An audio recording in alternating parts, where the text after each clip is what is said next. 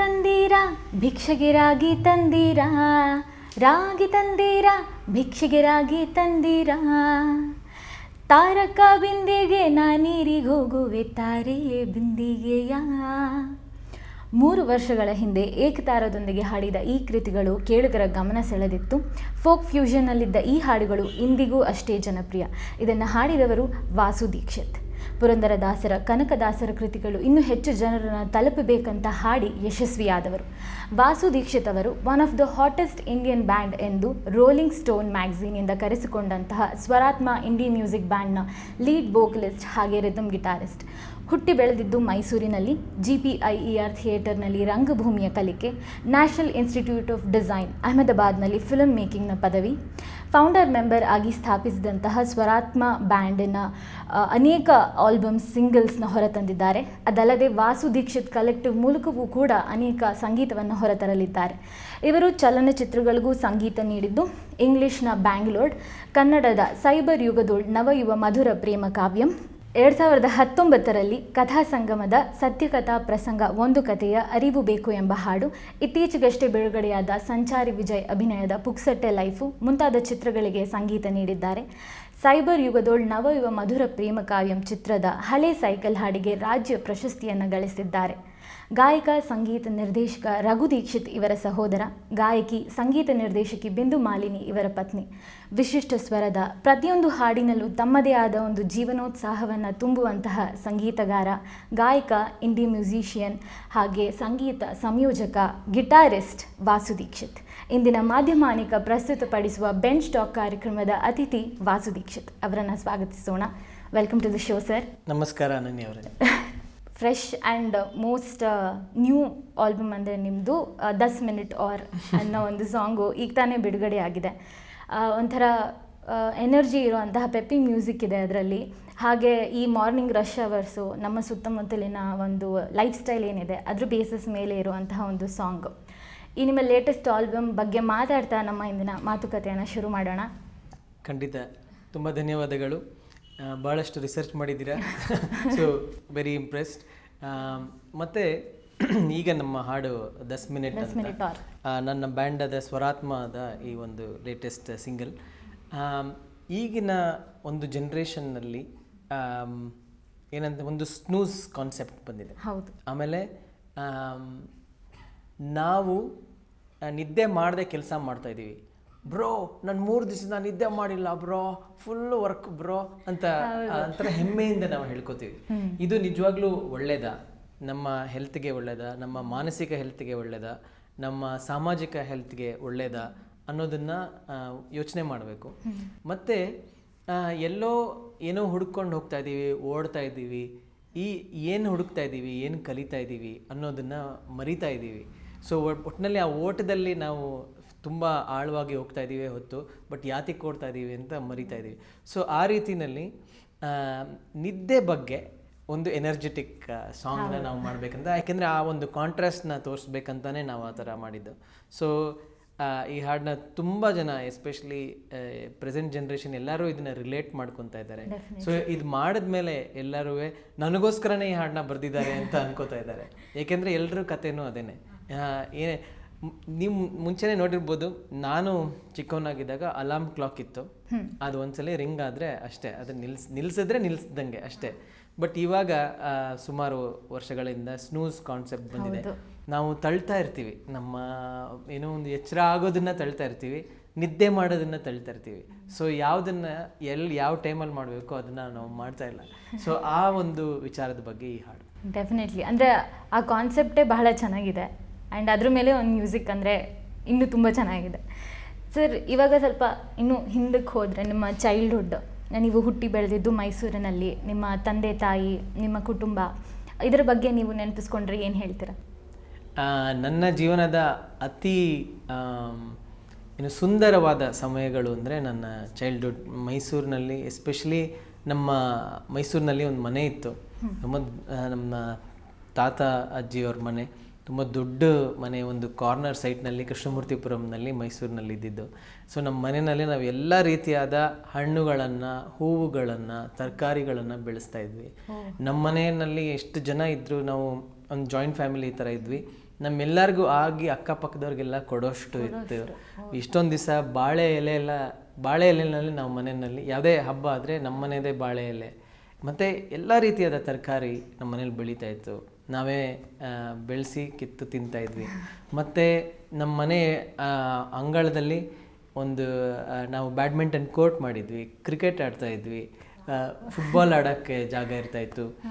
Correct ಎರಡು team ಮಾಡ್ಕೊಂಡು ಆಡೋಷ್ಟು ಜನ ಇರ್ತಾಯಿದ್ವಿ. ನಾನು ಕಾಲೇಜಲ್ಲಿ ಇದ್ದಾಗಲೂ ಅಷ್ಟೇ, ಕಾಲೇಜ್ ಮುಗಿತಾ ಇದ್ದಂಗೆ ನನ್ನ ಫ್ರೆಂಡ್ಸ್ ಎಲ್ಲರೂ ಬರೋರು, ಒಟ್ಟಿಗೆ ಆಡ್ತಾಯಿದ್ವಿ. ಸೊ ಆ ರೀತಿಯಾದ ಒಂದು ವಾತಾವರಣನ ಕ್ರಿಯೇಟ್ ಮಾಡಿಕೊಡ್ತು. ಆ ಜೊತೆಗೆ ಮೈಸೂರೇನೇ ಒಂದು ಕಲ್ಚರಲ್ ಹಬ್ ಅಂತ ಹೇಳ್ಬೋದು. ಮೈಸೂರೇನೇ ಒಂದು ಎಜುಕೇಷ್ನಲ್ ಇನ್ಸ್ಟಿಟ್ಯೂಟ್. ಅಷ್ಟೊಂದು ಎಜುಕೇಷ್ನಲ್ ಇನ್ಸ್ಟಿಟ್ಯೂಟ್ಸ್ ಇದೆ. ನಮ್ಮ ಮೈಸೂರು ಯೂನಿವರ್ಸಿಟಿ ಇದೆ, ಗಂಗೋತ್ರಿ ಯೂನಿವರ್ಸಿಟಿ ಇದೆ. ಬಟ್ ಮೈಸೂರೇನೇ ಒಂದು ಯೂನಿವರ್ಸಿಟಿ. ಯಾಕೆಂದರೆ ಕಲೆ, ಅದು ಯಾವುದೇ ರೀತಿಯಾದ ಕಲೆ ಆಗಿರ್ಬೋದು, ಸಂಗೀತ, ನೃತ್ಯ, ಥಿಯೇಟರ್ ಅಥವಾ ಫೈನ್ ಆರ್ಟ್ಸ್, ಯಾವುದೇ ಅಥವಾ ಬರವಣಿಗೆ, ಯಾವ್ದು ಲಿಟ್ರೇಚರ್, ಎಲ್ಲ ರೀತಿಯಾದ ಒಂದು ಕಲೆಗೆ ಪ್ರೋತ್ಸಾಹ ಕೊಡುವಂತಹ ಒಂದು ಜಾಗ.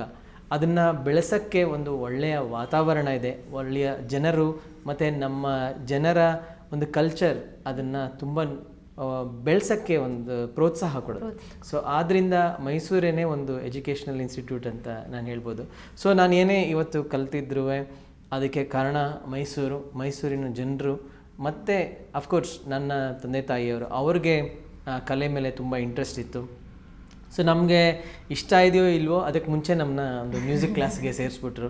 ಇನ್ಫ್ಯಾಕ್ಟ್ ನಮ್ಮ ಅಣ್ಣ ಶುರುನಲ್ಲಿ ಭರತನಾಟ್ಯಂ ಕಲ್ತಿದ್ದು. ಸೊ ಅವನ್ನ ಡ್ಯಾನ್ಸ್ ಕ್ಲಾಸಿಗೆ ಸೇರಿಸಿದ್ರು, ನನ್ನ ಮ್ಯೂಸಿಕ್ಗೆ ಸೇರಿಸಿದ್ರು. ಸೊ ನನಗೆ ಇಷ್ಟನೇ ಆಗ್ತಾ ಇರಲಿಲ್ಲ, ಯಾಕೆಂದರೆ ನನ್ನ ಜೊತೆ ಇರೋ ಹುಡುಗರೆಲ್ಲ ಆಚೆ ಹೋಗಿ ಕ್ರಿಕೆಟ್ ಆಡ್ತಾಯಿದ್ರು. ನಾನು ಇಲ್ಲಿ ಇನ್ನಷ್ಟು 8-10 ಜನ ಹುಡುಗಿರೇ ಜಾಸ್ತಿ ಮ್ಯೂಸಿಕ್ ಕ್ಲಾಸ್ನಲ್ಲಿ. ಇನ್ಫ್ಯಾಕ್ಟ್ ನಾನು ಮತ್ತು ಇನ್ನೊಬ್ಬ ನನ್ನ ಫ್ರೆಂಡ್ ಇಬ್ಬರೇ ಇರ್ತಾ ಇದ್ದಿದ್ದು. ಅವನು ಸ್ವಲ್ಪ ದಿವಸ ಆದಮೇಲೆ ಬಿಟ್ಬಿಟ್ಟ. ಸೊ ನಾನು ಒಬ್ಬನೇ ಸೊ ಒಂಥರ ಮುಜುಗರ ಆಗ್ತಾಯಿತ್ತು. ಮತ್ತು ಇದೇನು ಹೆಣ್ಮಕ್ಳು ಮಾಡೋ ಅಂಥದ್ದನ್ನೆಲ್ಲ ನಾನು ಮಾಡ್ತಾಯಿದ್ದೀನಿ ಅಂತ ಅನಿಸ್ತಾಯಿತ್ತು. ಅಫ್ಕೋರ್ಸ್ ಆವಾಗ ಕಲಿಯೋಕ್ಕೆ ತುಂಬ ಬೇಜಾರು, ಮನೆಯಲ್ಲೂ ಬೈಸ್ಕೊಂಡು ಕಲಿತಾ ಇದ್ದೆ. ಇವಾಗ ಅನಿಸ್ತಾ ಇದೆ ಇನ್ನೂ ಕಲ್ತಿದ್ರೆ ಚೆನ್ನಾಗಿರ್ತಾಯಿತ್ತು ಅಂತ. ಬಟ್ ಆ ಒಂದು ಆವತ್ತು ನೆಟ್ಟಿದ್ದ ಒಂದು ಬೀಜ ಇವತ್ತು ಏನೋ ನನಗೆ ಆ ಹಣ್ಣು ಕೊಡ್ತಾ ಇದೆ. ಸೊ ಆದ್ದರಿಂದ ನಮಗೆಲ್ರಿಗೂ ಅಫ್ಕೋರ್ಸ್ ಸೊ ಭಾಳ ಮೈಸೂರಿಗೆ ನಾನು ಯಾವಾಗಲೂ ಆಭಾರಿಯಾಗಿರ್ತೀನಿ. ಇವತ್ತಿಗೂ ಅಷ್ಟೇ. ನನಗೆ ಯಾವತ್ತಾದರೂ ಒಂದು, ಈಗ ನಮ್ಮ ಕ್ರಿಯೇಟಿವ್ ಬ್ಲಾಕ್ ಅಂತೇನು ಹೇಳ್ತೀವಿ, ಅದಾದಾಗ ನಾನು ಮೈಸೂರಿಗೆ ಹೋದ ತಕ್ಷಣ ಅದು ಓಪನ್ ಆಗುತ್ತೆ. ನಾನು ಪ್ರತಿ ಸಲ ಮೈಸೂರಿಗೆ ಹೋದಾಗಲೂ ಏನೋ ಒಂದು ಹೊಸ ಐಡಿಯಾ ಅಥವಾ ಒಂದು ಹೊಸ ಹಾಡು ಮಾಡೋಕ್ಕೆ ಒಂದು ಪ್ರೋತ್ಸಾಹ. ಯಾಕೆಂದರೆ ಆ ಜಾಗ ಆ ಥರ ಇದೆ, ಅಲ್ಲೊಂದು ಕಾಮ್ನೆಸ್ ಇದೆ, ಮತ್ತು ನಮ್ಮ ತಾಯಿ ಇದ್ದಾರೆ, ಅವ್ರ ಸುತ್ತಮುತ್ತ ಇದ್ದರೆ ಸಾಕು ನಮಗೆ ಒಂಥರ ಮನಸ್ಸಿಗೆ ಸಂತೋಷ, ನೆಮ್ಮದಿ. ಸೊ ಆದ್ದರಿಂದ ಕಲೆಗೆ ತುಂಬ ಒಂದು ಸ್ಫೂರ್ತಿ ಕೊಡುವಂತಹ ಜಾಗ. ಸರ್, ನೀವು ಫೋರ್ಸ್ಫುಲ್ಲಾಗಿ ಮ್ಯೂಸಿಕ್ ಕ್ಲಾಸ್ ಸೇರಿಕೊಂಡ್ರು ಅದಾದ ನಂತರ ನಿಮಗೆ ಜೆನ್ಯೂನ್ ಆಗಿ ಒಂದು ಆಸಕ್ತಿ ಮ್ಯೂಸಿಕಲ್ಲಿ ಶುರುವಾಗಿದ್ದು ಹೇಗೆ? ನನಗೆ ಮ್ಯೂಸಿಕ್ ಒಂದೇ ಅಂತಲ್ಲ, ಯಾವುದೇ ರೀತಿಯಾದ ಒಂದು ಕಲೆ, ಫೈನ್ ಆರ್ಟ್ಸ್ ಅಥವಾ ಪರ್ಫಾರ್ಮಿಂಗ್ ಆರ್ಟ್ಸ್, ಯಾವುದೇ ರೀತಿಯಾದ ಒಂದು ಆರ್ಟ್ಸ್ ಬಗ್ಗೆ ತುಂಬ ಮುಂಚೆಯಿಂದನೇ ಬಹಳಷ್ಟು ನನಗೆ ಅದ್ರ ಕಡೆ ಗಮನ, ಸೆಳೆತ ಮತ್ತು ಏನೋ ಒಂಥರ ಕುತೂಹಲ ಇದೆ. ಯಾಕೆ ಮಾಡ್ತಾರೆ, ಒಬ್ಬರು ಆರ್ಟಿಸ್ಟ್ ಅಂದರೆ ಯಾಕೆ ಈ ಥರ ಇರ್ತಾರೆ, ಮತ್ತು ಆರ್ಟ್ ಅಂದರೆ ಏನು, ಅಲ್ಲಿರೋವಂಥ ಎಕ್ಸ್ಪ್ರೆಷನ್ ಏನಿರುತ್ತೆ, ಸೆಲ್ಫ್ ಎಕ್ಸ್ಪ್ರೆಷನ್ ಅಂದರೆ ಏನು, ಇದ್ರ ಬಗ್ಗೆ ಎಲ್ಲ ನನಗೆ ತುಂಬ ಉತ್ಸಾಹ ಮತ್ತು ಏನೋ ಒಂದು ಕ್ಯೂರಿಯಾಸಿಟಿ ಇದ್ರ ಬಗ್ಗೆ. ಸೊ ನಾನು ಸ್ಕೂಲಲ್ಲಿ ಇದ್ದಾಗಲೂ ಅಷ್ಟೇ, ಯಾವುದೇ ಒಂದು ನಾಟಕ ಆಗಲಿ, ಡ್ಯಾನ್ಸ್ ಆಗಲಿ, ನಾನು ಸ್ಕೂಲ್ ಡೇಸ್ ಪ್ರೋಗ್ರಾಮ್ನಲ್ಲಿ ನಾನು 3-4 ಮಲ್ಟಿಪಲ್ ಪ್ರೋಗ್ರಾಮ್ಸ್ಗೆ ನಾನೇ ಮಾಡ್ತಾಯಿದ್ದೆ. ಇಲ್ಲಿ ಡ್ಯಾನ್ಸ್ ಮಾಡ್ತಾಯಿದ್ದೆ, ಅಲ್ಲಿ ನಾಟಕ ಮಾಡ್ತಾಯಿದ್ದೆ, ಇನ್ನೊಂದೇನೋ ಮಿಮಿಕ್ರಿ ಮಾಡ್ತಾಯಿದ್ದೆ. ಸೊ ಆ ಥರ. ಸೊ ಯಾವಾಗಲೂ ಕಲ್ಚರಲಿ ವೆರಿ ಇನ್ಕ್ಲೈನ್ಡ್. ಸ್ಟಡೀಸ್ ಬಿಟ್ಟು ಬೇರೆ ಏನು ಮಾಡು ಅಂದ್ರೂ ನಾನು ತುಂಬ ಇಂಟ್ರೆಸ್ಟ್. ಆಫ್ಕೋರ್ಸ್ ಸ್ಪೋರ್ಟ್ಸ್, ಮುಂಚೆ ತುಂಬ ಸ್ಪೋರ್ಟ್ಸ್ ಎಲ್ಲ ಆಡ್ತಾಯಿದ್ದೆ. ಮತ್ತು ಜೊತೆಗೆ ಈ ಥರ ಕಲ್ಚರಲ್ ಆ್ಯಕ್ಟಿವಿಟೀಸ್ನಲ್ಲಿ ತುಂಬ ತೊಡಗಿದ್ದೆ.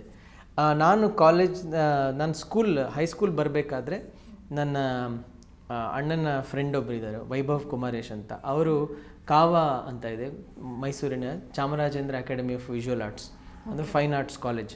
ಸೊ ಅವ್ರನ್ನ ನಾನು ನೋಡಿ ತುಂಬ ಇನ್ಸ್ಪೈರ್ ಆಗಿಬಿಟ್ಟೆ. ಅವರು ಮಾಡ್ತಾ ಇದ್ದಂಥ ಪೇಂಟಿಂಗ್ಸ್ ಅಥವಾ ಏನೋ ಕ್ಯಾರಿಕೇಚರ್ಸ್ ಎಲ್ಲ ನೋಡಿ ನನಗೆ ತುಂಬ ಆಸೆ ಆಯಿತು. ನಾನು ಮುಂಚೆ ತುಂಬ ಎಲ್ಲ ಚಿತ್ರ ಎಲ್ಲ ಬಿಡಿಸ್ತಾ ಇದ್ದೆ. ಸೊ ಹಾಗಾಗಿ ನಾನು ಒಬ್ಬ ಕಲಾವಿದ ಆಗಬೇಕು ಅಂತ ನನಗೆ ಆಸೆ ಇತ್ತು. ಸೊ ಸ್ಕೂಲ್ ಆದಮೇಲೆ ನನಗೆ ಸೇರ್ಕೊಳ್ಬೇಕಂತ ಆಸೆ ಇತ್ತು. But as usual typical Mysuru middle class family, ಏನೋ ಇಂಜಿನಿಯರಿಂಗ್ ಮಾಡು ಅಥವಾ ಅಟ್ಲೀಸ್ಟ್ ಏನಾದರೂ ಒಂದು ಏನು BSc ಮಾಡು, ಇಲ್ಲ ಡೆಂಟಲ್ ಆದರೂ ಮಾಡು, ಈ ಥರ ಒಂದು ಅಟ್ಲೀಸ್ಟ್ ಹಂಗೆ. ಸೊ ಭಾಳ ಫೋರ್ಸ್ ಮಾಡಿದ್ರು. ಸೊ ಹಾಗಾಗಿ ಆಯಿತು ಅಂತ PUC ನಾನು ಮಾಡಿದೆ. ಬಟ್ ಆ PUC ಆದಮೇಲೆ ನಾನು ನಮ್ಮ ಮನೆಯಲ್ಲಿ ಹೇಳ್ದೇನೆ ಹೋಗಿ ನಾನು ಕಾಲೇಜಲ್ಲಿ ಎಂಟ್ರೆನ್ಸ್ ಎಕ್ಸಾಮ್ ಬರೆದು ಸೆಲೆಕ್ಟ್ ಆಗಿ ಇನ್ನೇನು ಫೀಸ್ ಕಟ್ಟಬೇಕು ಅನ್ನುವಾಗ ಮನೆಯಲ್ಲಿ ಹೇಳಿದೆ ಈ ಥರ ಸೀಟ್ ಸಿಕ್ಕಿದೆ ಅಂತ. ಅವರು ತುಂಬ ಮುಜುಗರದಿಂದ ಕೊನೆಗೆ ಫೀಸ್ ಕೊಟ್ಟರು ನಮ್ಮ ತಾಯಿ.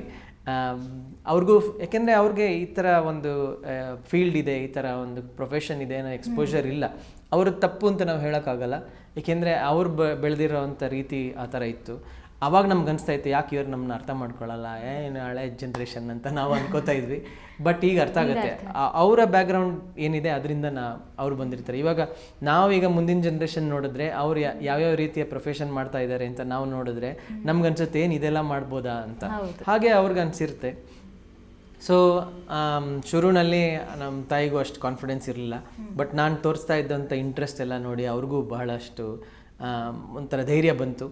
ಸೊ ಅದಾದಮೇಲೆ ನಾನು ಸೇಮ್ ವೈಭವ್ ಕುಮಾರೇಶ್ ಅವ್ರನ್ನ ಕಾಲು ಹೆಜ್ಜೆ ಹಿಂದೆಯೇ ನಾನು ಹೋಗಿ ನಾನು NIDಗೆ ಜಾಯ್ನ್ ಆದೆ. ಅಲ್ಲಿ ನಾನು ಫಿಲ್ಮ್ ಮೇಕಿಂಗ್ ಓದಿದೆ. ಹಾಗೆ ಅದಾದಮೇಲೆ 2 ಪ್ರೊಡಕ್ಷನ್ ಹೌಸಸ್ನಲ್ಲಿ ವರ್ಕ್ ಮಾಡ್ತಾ ಇದ್ದೆ. ಮತ್ತು ಬೆಂಗಳೂರಿನಲ್ಲೂ ನಾನು ಒಂದು ಪ್ರೊಡಕ್ಷನ್ ಹೌಸಲ್ಲಿ ವರ್ಕ್ ಮಾಡ್ತಾ ಇದ್ದೆ. ಆಮೇಲೆ of course music kind of took a different tangent and then rest is the future.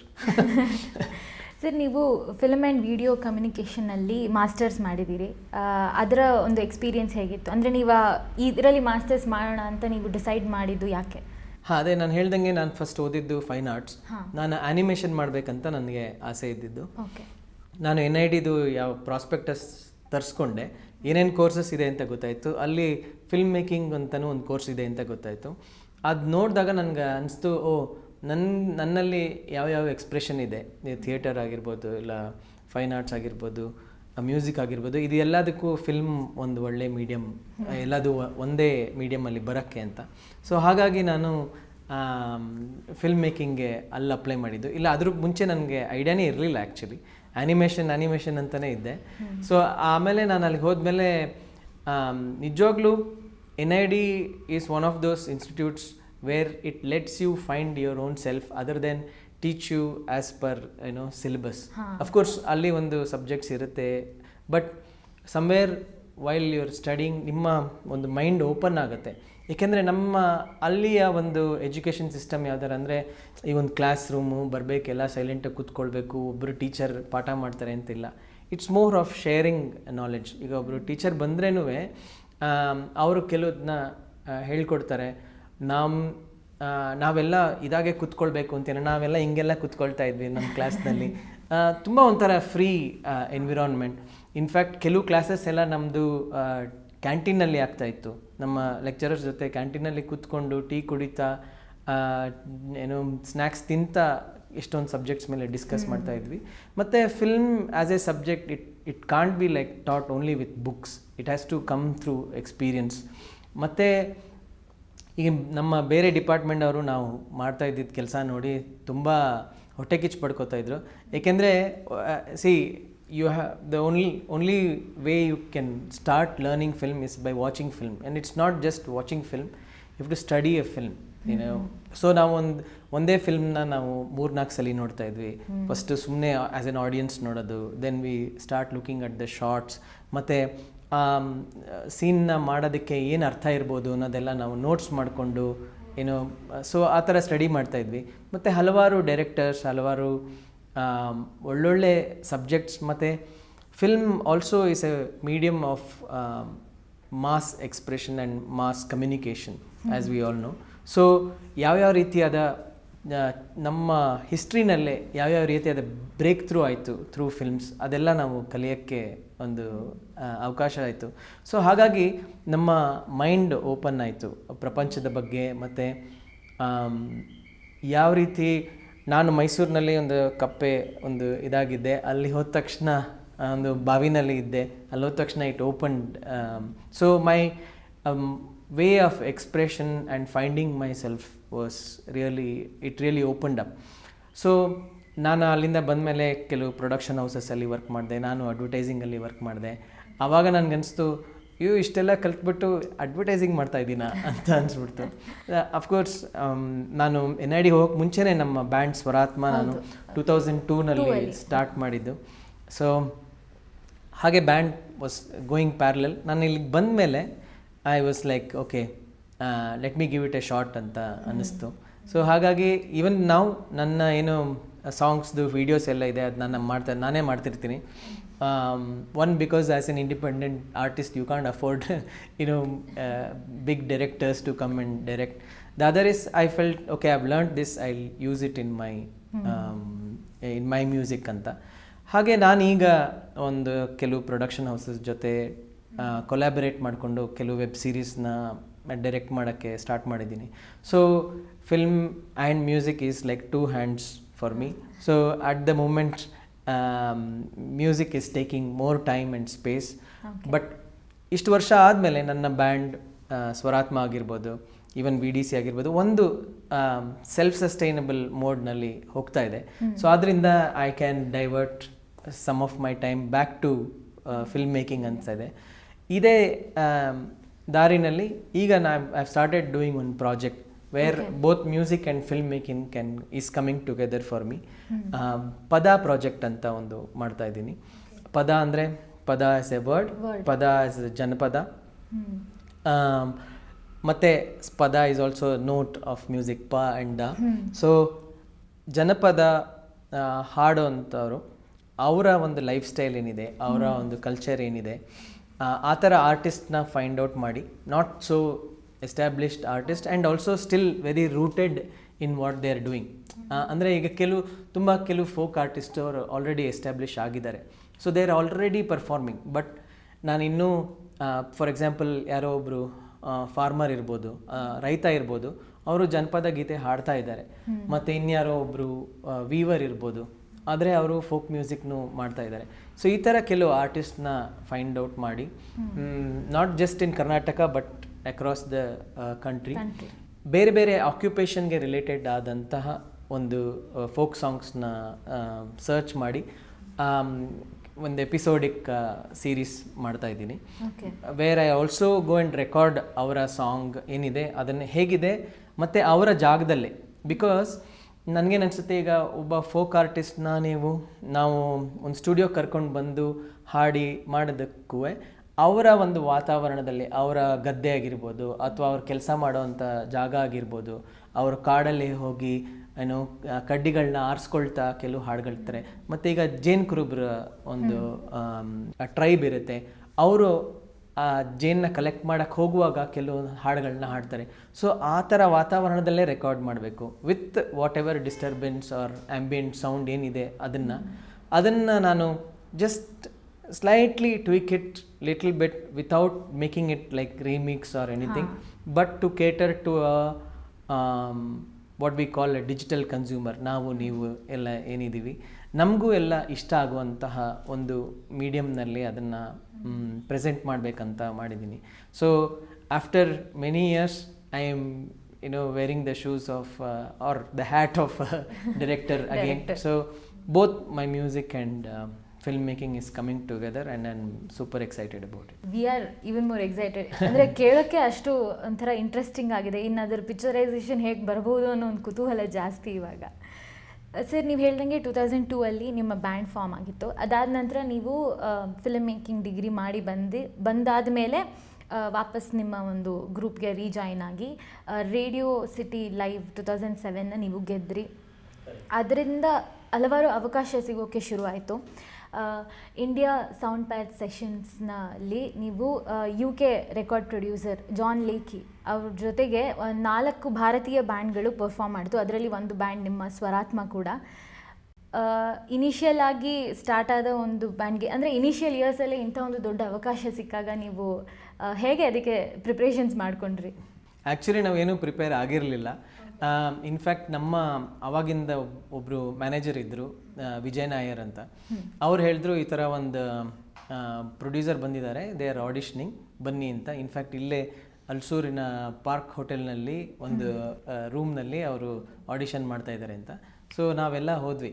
ಆವಾಗ ನಮ್ದು ಹೆಂಗಿತ್ತಂದರೆ ಯಾರು ಎಲ್ಲಿ ಕರೀತಾರೆ ಅಲ್ಲಿ ಹೋಗಿ ಪರ್ಫಾರ್ಮ್ ಮಾಡಿಬಿಡ್ಬೋದು. ಏನು ಕೇಳ್ತಾ ಇರಲಿಲ್ಲ, ಏನು ನೋಡ್ತಾ ಇರಲಿಲ್ಲ, ಎಷ್ಟು ದುಡ್ಡು ಕೊಡ್ತಾರೆ ಏನೂ ಇಲ್ಲ. ಆ ಒಂದು ಹುಮ್ಮಸ್ಸಿತ್ತು. 4 ಜನ ಇದ್ದಾರೆ ಆಡಿಯನ್ಸು, ಹೋಗಿ ಪರ್ಫಾರ್ಮ್ ಮಾಡೋಣ ಆ ಥರ ಇತ್ತು. ಸೊ ಈ ಥರ ಒಂದು ಆಡಿಷನ್ ಮಾಡ್ತಾ ಇದ್ದಾರೆ ಅಂದ ತಕ್ಷಣ ಇಮಿಡಿಯೇಟ್ ನಾವೆಲ್ಲ ಹೋದ್ವಿ. ಯೂಶ್ವಲ್ ನಾವೇನು ಶೋ ಮಾಡ್ತಾಯಿದ್ವಿ ಆ ಥರ ಮಾಡಿದ್ವಿ. He was really impressed, John Leckie, because ಅವರು ಬೀಟಲ್ಸ್ ಬ್ಯಾಂಡ್ ಮೆಂಬರ್ಸ್ ಮತ್ತು ಪಿಂಕ್ ಫ್ಲಾಯ್ಡ್ ಈ ಥರ ಹಲವಾರು ಬ್ಯಾಂಡ್ಗಳನ್ನ ಪ್ರೊಡ್ಯೂಸ್ ಮಾಡಿರೋ ಅಂಥವ್ರು. ಸೊ ಬ್ರಿಟಿಷ್ ಕೌನ್ಸಿಲ್ ಜೊತೆ he was collaborating and finding upcoming and young bands from India and Indo British collaboration. ಏನಂದರೆ ಇಲ್ಲಿ ಆರ್ಟಿಸ್ಟ್ನ ಅಲ್ಲಿ ಪ್ರೊಜೆಕ್ಟ್ ಮಾಡೋದು, ಅಲ್ಲಿ ಆರ್ಟಿಸ್ಟ್ನ ಇಲ್ಲಿ ಪ್ರೊಜೆಕ್ಟ್ ಮಾಡೋದು, ಈ ರೀತಿ ಒಂದು ಪ್ರಾಜೆಕ್ಟ್ ಮಾಡಿದರು. ಅದರಲ್ಲಿ they selected 4 bands, we were one of them. And ನಮ್ಗೆ ಏನು ಆಗ್ತಾಯಿದೆ ಅಂತಲೇ ಗೊತ್ತಿರಲಿಲ್ಲ. ಇನ್ಫ್ಯಾಕ್ಟ್ ನನ್ನ ಪಾಸ್ಪೋರ್ಟಿನ ಫಸ್ಟ್ ಸೀಲ್ ಬಂದಿರೋದೇ UK. So the first time we are travelling to UK. So we are really excited. ಮತ್ತು ನಮ್ಮಲ್ಲಿ ನಮ್ಮ ಫಿಲ್ಮ್ ಲ್ಯಾಂಡ್ ಏನಿದೆ, ಈಗ ಬಾಲಿವುಡ್ ಆಗಿರ್ಬೋದು ಇಲ್ಲ ನಮ್ಮ ಇಂಡಸ್ಟ್ರಿನಾಗಿರ್ಬೋದು, ನಾವು ಫಿಲ್ಮ್ನ ಯಾವ ಥರ ನೋಡ್ತೀವಿ ಅಲ್ಲಿ ವೆಸ್ಟಲ್ಲಿ ಮ್ಯೂಸಿಕ್ನ ಆ ರೀತಿಯಲ್ಲಿ ನೋಡ್ತಾರೆ. ಅಂದರೆ ಮ್ಯೂಸಿಕ್ ಬಗ್ಗೆ ತಿಳ್ಕೊಳ್ಳೋದು, ಇವಾಗ ನಾವು ಹೇಗೆ ಈ ಆ್ಯಕ್ಟರ್ ಲೈಫ್ ಏನಾಗ್ತಾ ಇದೆ, ಅವರಲ್ಲಿ ಏನಾಗ್ತಾ ಇದೆ ಅನ್ನೋದನ್ನ ನಾವು ನೋಡ್ತೀವಿ. ಮತ್ತು ಈ ಪಿಕ್ಚರ್ ನೋಡಿದ್ಯಾ ಮಗ, ಅಲ್ಲಿ ನೋಡಿದ್ಯಾ ಶಾರ್ಟ್ ಹೆಂಗಿತ್ತು, ಇದು ಹೆಂಗಿತ್ತು ಅಂತ ನಾವು ಹೇಗೆ ಡಿಸ್ಕಸ್ ಮಾಡ್ತೀವಿ, ಅವ್ರು ಆ ಥರ ಬ್ಯಾಂಡ್ಗಳ ಬಗ್ಗೆ ಡಿಸ್ಕಸ್ ಮಾಡ್ತಾರೆ. ಏಕೆಂದರೆ ಅಲ್ಲಿ ಮ್ಯೂಸಿಕ್ ಕಲ್ಚರ್ ಆ ಥರ ಇದೆ. ಮತ್ತು ಈಗ ಒಂದು ಮ್ಯೂಸಿಕ್ ಫೆಸ್ಟಿವಲ್ ಆದರೆ ಜನ ಎಲ್ಲ ರಜಾ ಹಾಕಿ 2-3 ದಿವಸ ವ್ಯಾನ್ ತೊಗೊಂಡು ಕ್ಯಾಂಪ್ ಮಾಡಿಕೊಂಡು ಮ್ಯೂಸಿಕ್ ಫೆಸ್ಟಿವಲ್ನ ನೋಡೋಕ್ಕೆ ಹೋಗ್ತಾರೆ. ಸೊ ಈ ರೀತಿ ಮ್ಯೂಸಿಕ್ನ ಅಕ್ಸೆಪ್ಟ್ ಮಾಡ್ತಾರ ಜನ, ಈ ರೀತಿ ಮ್ಯೂಸಿಕ್ನ ಎಲ್ಲ ಏನೋ ಕೇಳ್ತಾರ ನೋಡ್ತಾರ ಅನ್ನೋದು ಒಂದು ಹೊಸ ಪರಿಚಯ ನಮಗಾಯಿತು. ನಮಗೇ ಒಂಥರ ಏನು ತುಂಬಾ ಅಲ್ಲಿ ಮ್ಯೂಸಿಷಿಯನ್ಸ್ನು ಹಾಗೇ ಟ್ರೀಟ್ ಮಾಡ್ತಾರೆ. ಈಗ ಯಾರೇ ಒಂದು oh you play music, you're in a band, what's it called ಅಂತ ಅವರು ಕೇಳ್ತಾರೆ. What kind of music do you play, ಹಾಗೆ ಹೀಗೆ ಅಂತ. ಇಲ್ಲಿ ಸ್ವಲ್ಪ ಬ್ಯಾಂಡ್ ಅಂದರೆ ಆರ್ಕೆಸ್ಟ್ರಾನಾ ಅಂತ ಕೇಳ್ತಾರೆ. ಸೊ ನಮ್ಮಲ್ಲಿ ಅಷ್ಟು ಆ ಕಲ್ಚರ್ ಇನ್ನು ಈಗ ಸ್ವಲ್ಪ ಎಕ್ಸ್ಪೋಜರ್ ಆಗ್ತಾ ಇದೆ. ಆದರೂ ಜನ ಏನು ಕೇಳ್ತಾರೆ ಅಂದರೆ ನೀವು ಫಿಲ್ಮ್ ಮ್ಯೂಸಿಕ್ ಮಾಡಿದ್ದೀರಾ ಅಂತ ಕೇಳ್ತಾರೆ. ಅಲ್ಲಿ ಆ ಥರ ಇಲ್ಲ. If you are a musician, if you are in a band, ಆ ಕಲ್ಚರ್ನ ಅರ್ಥ ಮಾಡ್ಕೊಂಡಿದ್ದಾರೆ ಜನ. ಅದನ್ನು ಕೇಳೋ ಅಂಥ ನೋಡೋ ಅಂಥ ರೀತಿ ಬೇರೆ ಥರ ಇತ್ತು. ಸೊ ನಮಗೆ ತುಂಬಾ ಒಂದು ಹೊಸ ಒಳ್ಳೆ ಎಕ್ಸ್ಪೀರಿಯನ್ಸ್. ಮತ್ತು ನಾವು ಟೂರ್ ಮಾಡಬೇಕಾದ್ರೆ ನಮಗೆ ಅಂತ ಒಂದು ಟೂರ್ ಬಸ್ ಮಾಡಿದರು with bunker beds and cafeteria inside the bus and toilet and fridge and Xbox game inside the bus. We are really living life of rock stars. ಮತ್ತು ನಮಗೆ ಒಬ್ಬರು ಟೂರ್ ಮ್ಯಾನೇಜರ್ ಇದ್ದರು, techie ಇದ್ದರು. ಇಲ್ಲೆಲ್ಲ ಹೆಂಗೆಂದರೆ ನಮ್ಮ ಸಾಮಾನು ನಾವೇ ತೊಗೊಳೋದು, ಅಲ್ಲೆಲ್ಲ ಏನಿಲ್ಲ. ನಾವು ಬಸ್ಸಿಂದ ಇಳಿತಾ ಇದ್ದಂಗೆ ಅವರೇ ಸಾಮಾನು ತೊಗೊಂಡು ಇದಕ್ಕೆ ಸ್ಟೇಜ್ ತನಕ ತೊಗೊಂಡು ಬರೋರು, ಆಮೇಲೆ ವಾಪಸ್ they will help us. Everything was like really sorted. ಮತ್ತು ಅಲ್ಲಿ ಸಿಸ್ಟಮ್ಮೇನೆ ತುಂಬ ಸಿಸ್ಟಮ್ಯಾಟಿಕ್ ಆಗಿದೆ. ಒಬ್ಬರು ಟೂರ್ ಮ್ಯಾನೇಜರ್ ಇರ್ತಾರೆ, ಒಬ್ಬರು ಟೆಕಿ ಇರ್ತಾರೆ, ಒಬ್ಬರು ಬುಕ್ಕಿಂಗ್ ಏಜೆಂಟ್ ಇರ್ತಾರೆ, ಒಬ್ಬರು ವೆನ್ಯೂ ಮ್ಯಾನೇಜರ್ ಇರ್ತಾರೆ, ಇನ್ನೊಬ್ಬರು ಓವರಾಲ್ ಫೆಸ್ಟಿವಲ್ ಡೈರೆಕ್ಟರ್ ಇರ್ತಾರೆ. ಸೊ ಈ ರೀತಿ ಸಿಸ್ಟಮ್ ಚೆನ್ನಾಗಿರುತ್ತೆ. ನಮ್ಮಲ್ಲಿ ಎಲ್ಲ ಒಬ್ಬ ಮ್ಯಾನೇಜರ್ ಎಲ್ಲ ಮಾಡ್ತಾ ಇರ್ತಾರೆ. ಸೊ ತುಂಬ ಒಂದು ಒಳ್ಳೆ ಎಕ್ಸ್ಪೋಜರ್. ಆ್ಯಂಡ್ ಅಫ್ಕೋರ್ಸ್ ನಾವು we went again many years later to UK. But ಅಲ್ಲಿ ಆದಂಥ ಒಂದು start of how bands are in, because ನಾವು ಅಲ್ಲಿ ಹೋದಾಗ ಬರೀ ನಾವೇ ಅಲ್ಲ, ಬಹಳಷ್ಟು ದೇಶದಿಂದ ಬಂದಿರೋಂತಹ ಬ್ಯಾಂಡ್ಸ್ ಮತ್ತು ಮ್ಯೂಸಿಷಿಯನ್ಸ್ನ ಮೀಟ್ ಮಾಡೋಕ್ಕೆ ಚಾನ್ಸ್ ಸಿಕ್ತು. ಎಷ್ಟೊಂದು ಬ್ಯಾಂಡ್ಸ್ ಹೇಗೆ ಅಂದರೆ they do like city to city, country to country tours in just one van. They put up ಒಂದು ವ್ಯಾನ್ನಲ್ಲೇ ಅವರೆಲ್ಲ ಬೆಡ್ಡು ಇಡ್ಡೆ ಎಲ್ಲ ಹಾಕ್ಕೊಂಡು ಅವ್ರ ಇನ್ಸ್ಟ್ರೂಮೆಂಟ್ಸ್ನು ತೊಗೊಂಡು they travel and they spend like 2-3 months traveling, playing music from one pub to another, to one college to another. It's A different life style and it's really hard. ಈ ನಮ್ಮ ದೇಶದಲ್ಲಿ ಆ ರೀತಿಯಾದ ಒಂದು ಲೈಫ್ನ ಅಥವಾ ಒಂದು ಲೈಫ್ ಸ್ಟೈಲ್ನ ಫಾಲೋ ಮಾಡೋದು ಕಷ್ಟ. ಅಂದರೆ ಅಲ್ಲಿ ಆಡಿಯನ್ಸ್ಗೆ ನೀವು ಹೇಳ್ದಂಗೆ ಸಂಗೀತ ಕೇಳೋಕ್ಕೆ ಎಷ್ಟು ಎಕ್ಸೈಟ್ಮೆಂಟ್ ಇರುತ್ತೆ, ಆಸಕ್ತಿ ಇರುತ್ತೆ. ಬಟ್ ಅವ್ರಿಗೆ ಗೊತ್ತಿಲ್ಲ, ನೀವು ಮೊದಲನೇ ಬಾರಿ ಅದನ್ನೆಲ್ಲ ಎಕ್ಸ್ಪೀರಿಯೆನ್ಸ್ ಮಾಡ್ಬೇಕಾದ್ರೆ ಅವ್ರಿಗಿಂತ ಜಾಸ್ತಿ ನೀವು ಎಕ್ಸೈಟ್ ಆಗಿರ್ತೀರ. ಆ ಥರ ಒಂದು ಎಕ್ಸ್ಪೀರಿಯೆನ್ಸ್ ಅವ್ರ ಮುಂದೆ ಪರ್ಫಾರ್ಮ್ ಮಾಡೋದಿರ್ಬೋದು. ಎಸ್ಪೆಷಲಿ ನಾವು ಆ್ಯಕ್ಚುಲಿ ನನಗೆ ಇವಾಗಲೂ ನಾನು ಅದನ್ನು ಜ್ಞಾಪಿಸ್ಕೊಂಡಾಗ ಅನಿಸ್ತಾ ಇರುತ್ತೆ, ನಮ್ಮ ದೇಶದಲ್ಲಿ ನಾವು ಈ ಭಾಷೆ ಆ ಭಾಷೆ ಕೇಳಬಾರ್ದು, ಈ ಭಾಷೆ ಜಾಸ್ತಿ ಮಾತಾಡಬೇಕು, ಕನ್ನಡ ನೀವು ಯಾಕೆ ಇಂಗ್ಲೀಷ್ ಮಾತಾಡ್ತಾ ಇದ್ದೀರಾ ಕನ್ನಡದಲ್ಲಿ, ಈ ಥರ ಎಲ್ಲ ಜಗಳ ಆಡ್ತಾ ಇರ್ತೀವಿ. ಅಲ್ಲಿ ಅವ್ರಿಗೆ ಇಂಗ್ಲೀಷ್ ಬಿಟ್ಟರೆ ಬೇರೆ ಏನೂ ಗೊತ್ತಿಲ್ಲ. ನಾವು ಅಲ್ಲೂ ಕನ್ನಡ ಹಾಡಿದ್ದೀವಿ, ಓಕೆ, ಕನ್ನಡ ಹಾಡಿದ್ದೀವಿ, ಹಿಂದಿ ಹಾಡಿದ್ದೀವಿ, ಅವ್ರಿಗೆ ಕನ್ನಡ ಹಾಗೂ ಹಿಂದಿಗೂ ಡಿಫ್ರೆನ್ಸ್ ಗೊತ್ತಿಲ್ಲ. ಬಟ್ ಕೇಳ್ತಾರೆ, ಮೆಚ್ತಾರೆ, ಮತ್ತು ನಾವು ಹಾಡಿದ್ದಕ್ಕೆ ಡ್ಯಾನ್ಸ್ ಮಾಡ್ತಾರೆ. ನಾವು ಹಾಡು ಮುಂಚೆ ಜಸ್ಟ್ ಒಂದು ಬೇಸಿಕ್ ಎಕ್ಸ್ಪ್ಲೇನ್ ಮಾಡಿದ್ರೆ ಇಡೀ ಹಾಡನ್ನ ಕೇಳ್ತಾರೆ. ಅದು ಸ್ಲೋ ಸಾಂಗ್ ಆಗಿರ್ಬೋದು, ಇಲ್ಲ ಫಾಸ್ಟ್ ಸಾಂಗ್ ಆಗಿರ್ಬೋದು. ಏಕೆಂದರೆ ಅವ್ರಿಗೆ ಮ್ಯೂಸಿಕ್ ಅನ್ನೋ ಒಂದು ಲ್ಯಾಂಗ್ವೇಜ್ ಗೊತ್ತಿದೆ. ಸೊ ಅದನ್ನು ಕೇಳೋಕ್ಕೆ ಅವರ ಹೃದಯ ಯಾವಾಗಲೂ ತೆರೆದಿರುತ್ತೆ. ಸೊ ನನಗನ್ಸುತ್ತೆ, ನಾವು ಯಾಕೆ ಇಷ್ಟೊಂದು ನಮ್ಮ ಭಾಷೆ ಇದ್ರ ಮೇಲೆ ಪ್ರೀತಿ ಇರಬೇಕು, ಅಫ್ಕೋರ್ಸ್ ಗೌರವ ಇರಬೇಕು, ಬಟ್ ಒಂದು ರೀತಿ ಮೋಹದಲ್ಲಿ ನಾವು ಮುಳುಗೋಗ್ಬಿಟ್ಟಿದ್ದೀವಿ. ಸೊ ಆದ್ದರಿಂದ ಸಂಗೀತ ಅನ್ನೋ ಒಂದು ದೊಡ್ಡ ಭಾಷೆನಲ್ಲಿ ನಾವು ಈ ನಮ್ಮ ಬೇರೆ ಬೇರೆ ನಾಡಿನ ಭಾಷೆಗಳ ಒಂದು ಇದನ್ನು ತರ್ತಾ ಇದ್ದೀವಿ ಅಂತ ನನಗೆ ತುಂಬ ಕೆಲಸದಲ್ಲಿ ಬೇಜಾರಾಗುತ್ತೆ. ಈ ಥರ ಒಂದು ದೊಡ್ಡ ಅವಕಾಶಗಳ ಥರನೇ ನಿಮಗೆ ಬಂದಿದ್ದು NDTV ಇಂಡಿಯಾದಲ್ಲಿ ಒಂದು ಪ್ರೋಗ್ರಾಮ್ ಮಾಡಿದ್ರಿ ನೀವು. ಅಲ್ಲಿ ಆಲ್ರೆಡಿ ಒಂಥರ ಪಾಪ್ಯುಲರ್ ಆಗಿರುವಂತಹ ಇಂಡಿಯನ್ ಬ್ಯಾಂಡ್ಸ್ ಕೂಡ ಪರ್ಫಾರ್ಮ್ ಮಾಡಿತ್ತು, ಅದರಲ್ಲಿ ನೀವು ಕೂಡ ಪರ್ಫಾರ್ಮ್ ಮಾಡಿದ್ರಿ. ಆ ಒಂದು ಎಕ್ಸ್ಪೀರಿಯನ್ಸ್ ಬಗ್ಗೆ ಏನು ಹೇಳ್ತೀರಾ ಸರ್? ಹಾಂ, ನಾವು ಇನ್ಫ್ಯಾಕ್ಟ್ ಇದು ರೇಡಿಯೋ ಸಿಟಿ ಲೈವ್ ಕಾಂಟೆಸ್ಟ್ ಗೆದ್ದಾಗಲೇ ಇಂಡಿಯನ್ ಓಷನ್ ಅಂತ ಒಂದು ಬ್ಯಾಂಡ್ ಇದೆ. Indian Ocean is probably one of the biggest bands of India. And ಅವರು ಅಷ್ಟೇ ಇಷ್ಟು ವರ್ಷ 25 ವರ್ಷಗಳು ಒಂದು ಬ್ಯಾಂಡ್ ಇದ್ದು ಅವ್ರದ್ದೇ ಒಂದು ಮ್ಯೂಸಿಕ್ ಏನಿದೆ, ಅವ್ರದ್ದೇ ಒಂದು ಸೌಂಡ್ ಆ್ಯಂಡ್ ಕೈಂಡ್ ಆಫ್ ಮ್ಯೂಸಿಕ್ನ ಅವರು ಕ್ರಿಯೇಟ್ ಮಾಡ್ಕೊಂಡಿದ್ದಾರೆ. ಸೊ ಅವರು ನಮಗೆ ದೊಡ್ಡ ಇನ್ಸ್ಪಿರೇಷನ್. ನಾವು ಅವ್ರದ್ದು CDsನ ಕೇಳ್ತಾ ಇದ್ವಿ, ಕ್ಯಾಸೆಟ್ಸ್ನ ಕೇಳ್ತಾ ಇದ್ವಿ. ಬಟ್ ಅವರೇ ನಮ್ಮ ಕಾಂಟೆಸ್ಟ್ಗೆ ವಿನ್ನರ್ಸ್ ಆಗಿ, ನಾವು ಗೆದ್ದಾಗ ಅವರು ಜಡ್ಜ್ ಆಗಿದ್ದರು, ಅವರೇ ನಮಗೆ ಟ್ರೋಫಿ ಎಲ್ಲ ಕೊಟ್ಟಿದ್ದು. ಸೊ ಅದಾದಮೇಲೆ ನಾವು ಯಾವಾಗ NDTVಗೆ ಹೋದ್ವಿ, ಅವರು ಅಲ್ಲಿ ಬಂದಿದ್ದರು. ನಮಗೆ ನಂಬಕ್ಕೆ ಆಗ್ತಾಯಿಲ್ಲ, ಇವ್ರು ಬಂದಿದ್ದಾರಾ, ಇಂಡಿಯನ್ ಓಷನ್ ಬಂದಿದ್ದಾರಾ ಅಂತ.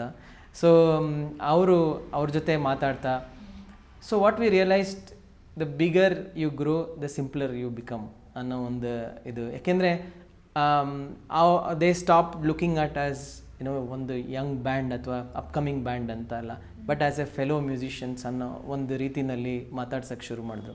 ಈವನ್ ಈ ಇಂಡಿ ಮ್ಯೂಸಿಕ್ ಸೀನ್ನಲ್ಲೇ ನಾನು ಹೋದಾಗ, ಈಗ ಫಾರ್ ಎಕ್ಸಾಂಪಲ್ ನಮ್ಮ ಸೌಂಡ್ ಎಂಜಿನಿಯರ್ ಒಬ್ಬರಿದ್ದಾರೆ ನಿತಿನ್ ಅಂತ, ಅವ್ರಿಗೆ he has like 20-25 years of experience. ನಮಗೆ ಸೌಂಡ್ ಮಾಡೋಕ್ಕೆ ಬಂದಾಗ ನಾವು ಅವ್ರಿಗೆ ನಿತಿನ್ ಸರ್ ಅಂದರೆ, ಅರೆ ಸರ್ ಮತ್ ಬುಲಾವ್ ಯಾರ್, ನಿತಿನ್ ಬುಲಾವ್ ಅಂತಾರೆ. ಸೊ ಆ ಒಂದು ಫ್ರೆಂಡ್ಲಿ ಅಟ್ಮಾಸ್ಫಿಯರ್ ಕ್ರಿಯೇಟ್ ಆಗಿಬಿಟ್ಟಿರುತ್ತೆ. ನನಗನ್ಸೋದು ಈ ಒಂದು ಬೇರೆ ನಮ್ಮ ಫಿಲ್ಮ್ ಇಂಡಸ್ಟ್ರಿಲೆಲ್ಲ ಎಲ್ಲರಿಗೂ ಸರ್ ಅನ್ನಬೇಕು, ಒಂದು ಇದು ತುಂಬ ಮರ್ಯಾದೆ, ಈ ಒಂದು ಹೈರಾರ್ಕಿ ತುಂಬ ಇದೆ. ಒಬ್ಬ ಜೂನಿಯರ್, ಒಬ್ಬ ಸೀನಿಯರ್, ಈ ಥರ. ನಮ್ಮ ಇಂಡಿ ಮ್ಯೂಸಿಕ್ ಸೀನಲ್ಲಿ ಆ ಥರ ಏನು ಕಾಣಿಸೋದಿಲ್ಲ ನನಗೆ. ಎಲ್ಲರೂ ಒಂದೇ. ಇವತ್ತು ನೀನು ಚೆನ್ನಾಗಿ ಹಾಡ್ತಾ ಇದೆಯಾ, ಯು ಆರ್ ಗುಡ್. ನಾಳೆ ನೀನು ಚೆನ್ನಾಗಿ ಹಾಡ್ತಾ ಇಲ್ವಾ, no problem, other musicians are coming to help you and tell ನೀವು ಹೇಗೆ ಇಂಪ್ರೂವ್ ಮಾಡ್ಕೋಬೋದು ಅಂತ. ಯಾಕೆಂದರೆ everybody is gone through the same struggle and nobody is like a star ಇಲ್ಲಿ. ಸರ್, ನಿಮ್ಮ ಸ್ವರಾತ್ಮ ತಂಡದ ಮೊದಲನೇ ಆಲ್ಬಮ್ನ ನೀವು ಲಾಂಚ್ ಮಾಡಿದ್ರಿ, ಸ್ವರಾತ್ಮ ಅನ್ನೋ ಹೆಸರಲ್ಲೇ. ಆ ಆಲ್ಬಮ್ ಮಾಡೋ ಡಿಸಿಷನ್ ತೊಗೊಂಡು ನೀವು ರಿಲೀಸ್ ಮಾಡಿದ್ರಿ, ಅದರ ಒಂದು ಪ್ರತಿಕ್ರಿಯೆನ ನೀವು ಹೇಗೆ ಸ್ವೀಕರಿಸಿದ್ರಿ? ಇನ್ಫ್ಯಾಕ್ಟ್ ನಾವು ರೇಡಿಯೋ ಸಿಟಿ ಲೈವ್ ಕಾಂಟೆಸ್ಟ್ಗೆ ಹೋಗಿದ್ದೇನೆ ಉದ್ದೇಶನೇ ನಾವು ಇದನ್ನು ಗೆಲ್ಲಬೇಕು ಅಂತ. ಯಾಕೆಂದರೆ ಗೆದ್ದವ್ರಿಗೆ ಆಲ್ಬಮ್ ಕ್ರಿಯೇಟ್ ಮಾಡೋಕ್ಕೆ ಒಂದು ಅವಕಾಶ ಇದೆ ಅಂತ. ಈಗ ಇಟ್ಸ್ ವೆರಿ ಸಿಂಪಲ್. ನಾವೇ ಒಂದು ಮನೆಯಲ್ಲಿ ಬೇಸಿಕ್ ನಿಮ್ಮದೊಂದು ಸ್ಟುಡಿಯೋ ಇದ್ದರೆ ಅಥವಾ ಒಂದು ಡೀಸೆಂಟ್ ಎನಫ್ ರೂಮ್ ಇದ್ದರೆ, ನಿಮ್ಗೊಂದು ಸೌಂಡ್ ಕಾರ್ಡ್, ಒಂದು ಮೈಕ್, ಒಂದು ಸಿಸ್ಟಮ್ ಇದ್ದರೆ ಸಾಕು. You can record, you can, if you have the knowledge of working on any of the music producing software you can produce, you can release. ನೀವೇ direct ಯಾವುದೇ ಒಂದು platform ಆಗಿರ್ಬೋದು ಅಥವಾ YouTube ಆಗಿರ್ಬೋದು, ಅಲ್ಲಿ ನೀವು ರಿಲೀಸ್ ಮಾಡ್ಬೋದು. ಆವಾಗ ಆ ಥರ ಇರಲಿಲ್ಲ ನಮಗೆ. If we had to do an album, we had to have minimum 5 to 6 lakhs. ಇದು ನಾನು ಹೇಳ್ತಾ ಇರೋದು whatever 15 years back. That time ಅದು ತುಂಬ ಜಾಸ್ತಿ ನಮಗೆ. ಸೊ ಈ ಕಾಂಟೆಸ್ಟ್ನ ಗೆದ್ದವ್ರಿಗೆ ಆಲ್ಬಮ್ ಮಾಡೋಕ್ಕೆ ಒಂದು ಅವಕಾಶ ಅಂತ ಇತ್ತು. ಸೊ ನಾವು ಹೋಗಿದ್ದ ಉದ್ದೇಶನೇ ಅದು, ನಾವು ಹೋದರೆ ಗೆಲ್ಲೇಬೇಕು ಅಂತ ಹೋಗಿದ್ದೆ. ಸೊ ಗೆದ್ದ ಮೇಲೆ ಅಫ್ಕೋರ್ಸ್ EMI ವರ್ಜಿನ್ ರೆಕಾರ್ಡ್ಸ್ ಅವರ ಒಂದು ಆಲ್ಬಮ್ ರೆಕಾರ್ಡ್ ಡೀಲ್ ಆಯಿತು. ಮತ್ತು EMI is like a very big company. ಅವರ ಒಂದು ರೀಚ್ ಏನಿದೆ, ಒಂದು ಎಕ್ಸ್ಪೋಜರ್ ಏನಿದೆ, it was like a big thing. So like most bands ಅವರ ಫಸ್ಟು ಆಲ್ಬಮ್ನ ಬ್ಯಾಂಡ್ ಹೆಸರಲ್ಲೇ ಇಟ್ಕೋತಾರೆ, so that people know what is the band ಹೆಸರೇನು ಅನ್ನೋದು ಗೊತ್ತಾಗಲಿ ಅಂತ. ಸೊ ನಾವು we decided to have Swaratma. Of course ನಾವು ಅಲ್ಲಿ ರೆಕಾರ್ಡ್ ಮಾಡೋಕ್ಕೆ ಹೋದಾಗ again Indian Ocean's drummer was the producer of the band. So ಇಲ್ಲಿ ಮ್ಯೂಸಿಕ್ ಸೀನ್ನಲ್ಲಿ ಪ್ರೊಡ್ಯೂಸರ್ ಅಂದರೆ ಬೇರೆ ಅರ್ಥ. Producer is not the one who puts money, but producer is more like what we call director in terms of film. Like summon ಹೂ ಬಂದು ಒಂದು direct ಮಾಡ್ತಾರೆ ನಮಗೆ. ಇವಾಗ ನಿಮ್ಮದೇ ಸಾಂಗ್ ಇರ್ಬೋದು, ಬಟ್ ಇದನ್ನು ಹೇಗೆ ಇಂಪ್ರೂವೈಸ್ ಮಾಡ್ಬೋದು, ಎಲ್ಲಿ ಇನ್ಸ್ಟ್ರುಮೆಂಟೇಷನ್ನ ಚೇಂಜ್ ಮಾಡ್ಬೋದು, ಎಲ್ಲಿ ನೀವು ಇದನ್ನು ಬೆಟರ್ ಮಾಡ್ಬೋದು, ಇನ್ನೇನು ಸೌಂಡ್ನ ಆ್ಯಡ್ ಮಾಡ್ಬೋದು ಅಥವಾ ಏನು ಡಿಡಕ್ಟ್ ಮಾಡ್ಬೋದು ಅನ್ನೋದನ್ನು they direct. So he is called a producer in indie scene. So Indian Ocean drummer ನಮ್ಮ ಆಲ್ಬಮ್ ಪ್ರೊಡ್ಯೂಸರ್ ಆಗಿದ್ದರು. He was really helpful in guiding, ಏನೋ, ಬಿಕಾಸ್ ನಾವೆಲ್ಲ ಸ್ಟುಡಿಯೋಗೆ ಹೋಗಿ ರೆಕಾರ್ಡ್ ಮಾಡಿದವರೇ ಅಲ್ಲ. ಇನ್ಫ್ಯಾಕ್ಟ್ ನಾನು ಫಸ್ಟು ನಮಗೆ ಡೆಲ್ಲಿನಲ್ಲಿ ರೆಕಾರ್ಡ್ ಮಾಡಿದ್ವಿ. ನಾನು ಹಾಡಿದೆ 2 ಹಾಡು ಹೇಳಿದೆ, ಆಮೇಲೆ ನನಗೆ ಹಾಡೋಕ್ಕೆ ಆಗಲಿಲ್ಲ. ಅಂದರೆ ನನಗೆ ಕಾನ್ಫಿಡೆನ್ಸ್ ಇರಲಿಲ್ಲ. ಸೊ ನನಗೆ ತುಂಬಾ ಐ ವಾಸ್ ಡಿಸಪಾಯಿಂಟೆಡ್. ಆಮೇಲೆ ಅವ್ರು ಹೇಳಿದ್ರು, it's okay, you take your time. So ನಾನು ತಿರ್ಗಾ ಬೆಂಗಳೂರಿಗೆ ಬಂದು 1 ತಿಂಗಳ ಟೈಮ್ ತೊಗೊಂಡು ಎಲ್ಲ ಸಾಂಗ್ನ ತಿರ್ಗಾ ಪ್ರಾಕ್ಟೀಸ್ ಮಾಡಿಕೊಂಡು, because performing live is different and recording in studio is very very different. It's like 2 different ball games. T20 ಆಡ್ದಂಗೆ ಒಂದು, ಇನ್ನೊಂದು ಟೆಸ್ಟ್ ಮ್ಯಾಚ್ ಆಡ್ದಂಗೆ. So that's why not every player is good in both the formats. So ಹಾಗಾಗಿ ಈಗ ಕೆಲವರು ಒಳ್ಳೆ playback singer ಇರ್ತಾರೆ, but ಅವರು ಸ್ಟೇಜ್ಗೆ ಬಂದಾಗ ಬೇರೆ ಇರ್ತಾರೆ. ಬಟ್ ಸ್ಟೇಜ್ ಮೇಲೆ ಪರ್ಫಾರ್ಮರ್ಸ್ ಇರ್ತಾರೆ, ಅವ್ರಿಗೆ ಸ್ಟುಡಿಯೋ ಇದಿರೋದಿಲ್ಲ. ಸೊ ನನಗೆ ಸ್ಟುಡಿಯೋ ನಾಲೆಡ್ಜ್ ಏನೂ ಇರಲಿಲ್ಲ, ಝೀರೋ ಇತ್ತು. ಸೊ ತಿರ್ಗಾ ಬೆಂಗಳೂರಿಗೆ ಬಂದು ಸ್ಲೋ ಆಗಿ ಕಲಿತು. ಇನ್ಫ್ಯಾಕ್ಟ್ ನಮ್ಮ ಅಣ್ಣಂದೊಂದು ಸ್ಟುಡಿಯೋ ಇತ್ತು. ಆವಾಗ ಹೃದಯ್ ಗೋಸ್ವಾಮಿ ಅಂತ ಒಬ್ಬರು ರೆಕಾರ್ಡಿಂಗ್ ಇಂಜಿನಿಯರ್ ಇದ್ದರು. ಅವ್ರು ತುಂಬಾ ಹೆಲ್ಪ್ ಮಾಡಿದ್ರು. ಬಿಕಾಸ್ ಸ್ಟುಡಿಯೋನಲ್ಲಿ ನಾವು ಒಂದೊಂದು ಅಂತ ಉಸಿರು ತೊಗೊಂಡಿದ್ದು ಅಲ್ಲಿ ಬಂದ್ಬಿಡುತ್ತೆ. So we have to be like 100% perfect in studio. But whereas in live those moments go unnoticed, and it is somewhere people forgive you also, because it is in that moment, even if you do like a small mistake. So over time ನನಗೂ ಇವಾಗ studio is very comfortable. I have my own home studio. So ನಂದೇ record ಎಲ್ಲ ಮಾಡ್ತೀನಿ. So ಆ ಟೈಮ್ನಲ್ಲಿ ಅವರು ನಮಗೆ ಯಾವ ರೀತಿ ರೆಕಾರ್ಡ್ ಮಾಡಬೇಕು ಅನ್ನೋದೆಲ್ಲ ಹೇಳಿಕೊಟ್ರು. So that experience of recording an album, ಮತ್ತು ಆ ಒಂದು ಬಂಡ ಧೈರ್ಯ, ಆ ಒಂದು ಏಜ್ನಲ್ಲಿ, ಆ ಒಂದು ಹುಮ್ಮಸ್ನಲ್ಲಿ, ಆ ಜೋಶ್ನಲ್ಲಿ, ಆ ಒಂದು ಧೈರ್ಯದಲ್ಲೇ ಮಾಡಿದ್ವಿ. Of course I wouldn't say it is one of the greatest recorded album. It has its own plus and minus. ಮತ್ತು ಆಗಿನ ಟೆಕ್ನಾಲಜಿನೂ ಇವಾಗಿನಷ್ಟು ಇಂಪ್ರೂವ್ ಆಗಿರಲಿಲ್ಲ. ಸೊ ನಮಗೂ ಅಷ್ಟು ರೆಕಾರ್ಡಿಂಗ್ ಸ್ಕಿಲ್ಸ್ ಇರಲಿಲ್ಲ.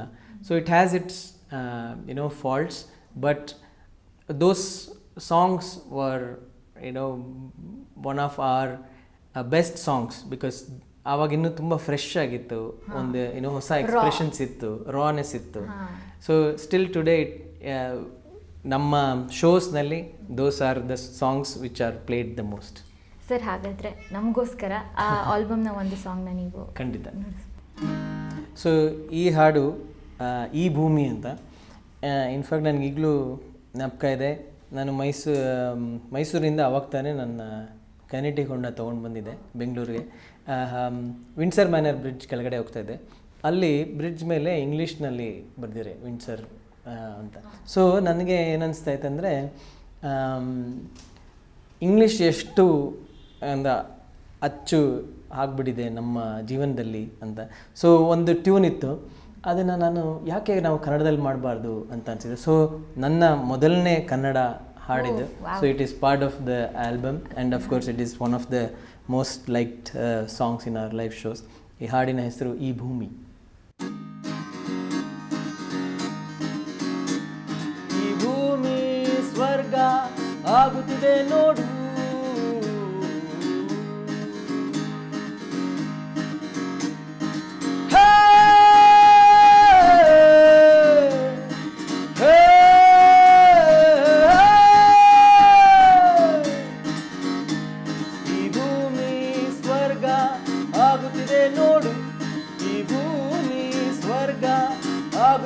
ನೋಡು ನಿಸ್ನೇಹ ಪ್ರೀತಿ ಹಾರೈಸುವಂತೆ ಹಾಡು, ನಿಸ್ನೇಹ ಪ್ರೀತಿ ಹಾರೈಸುವಂತೆ ಹಾಡು.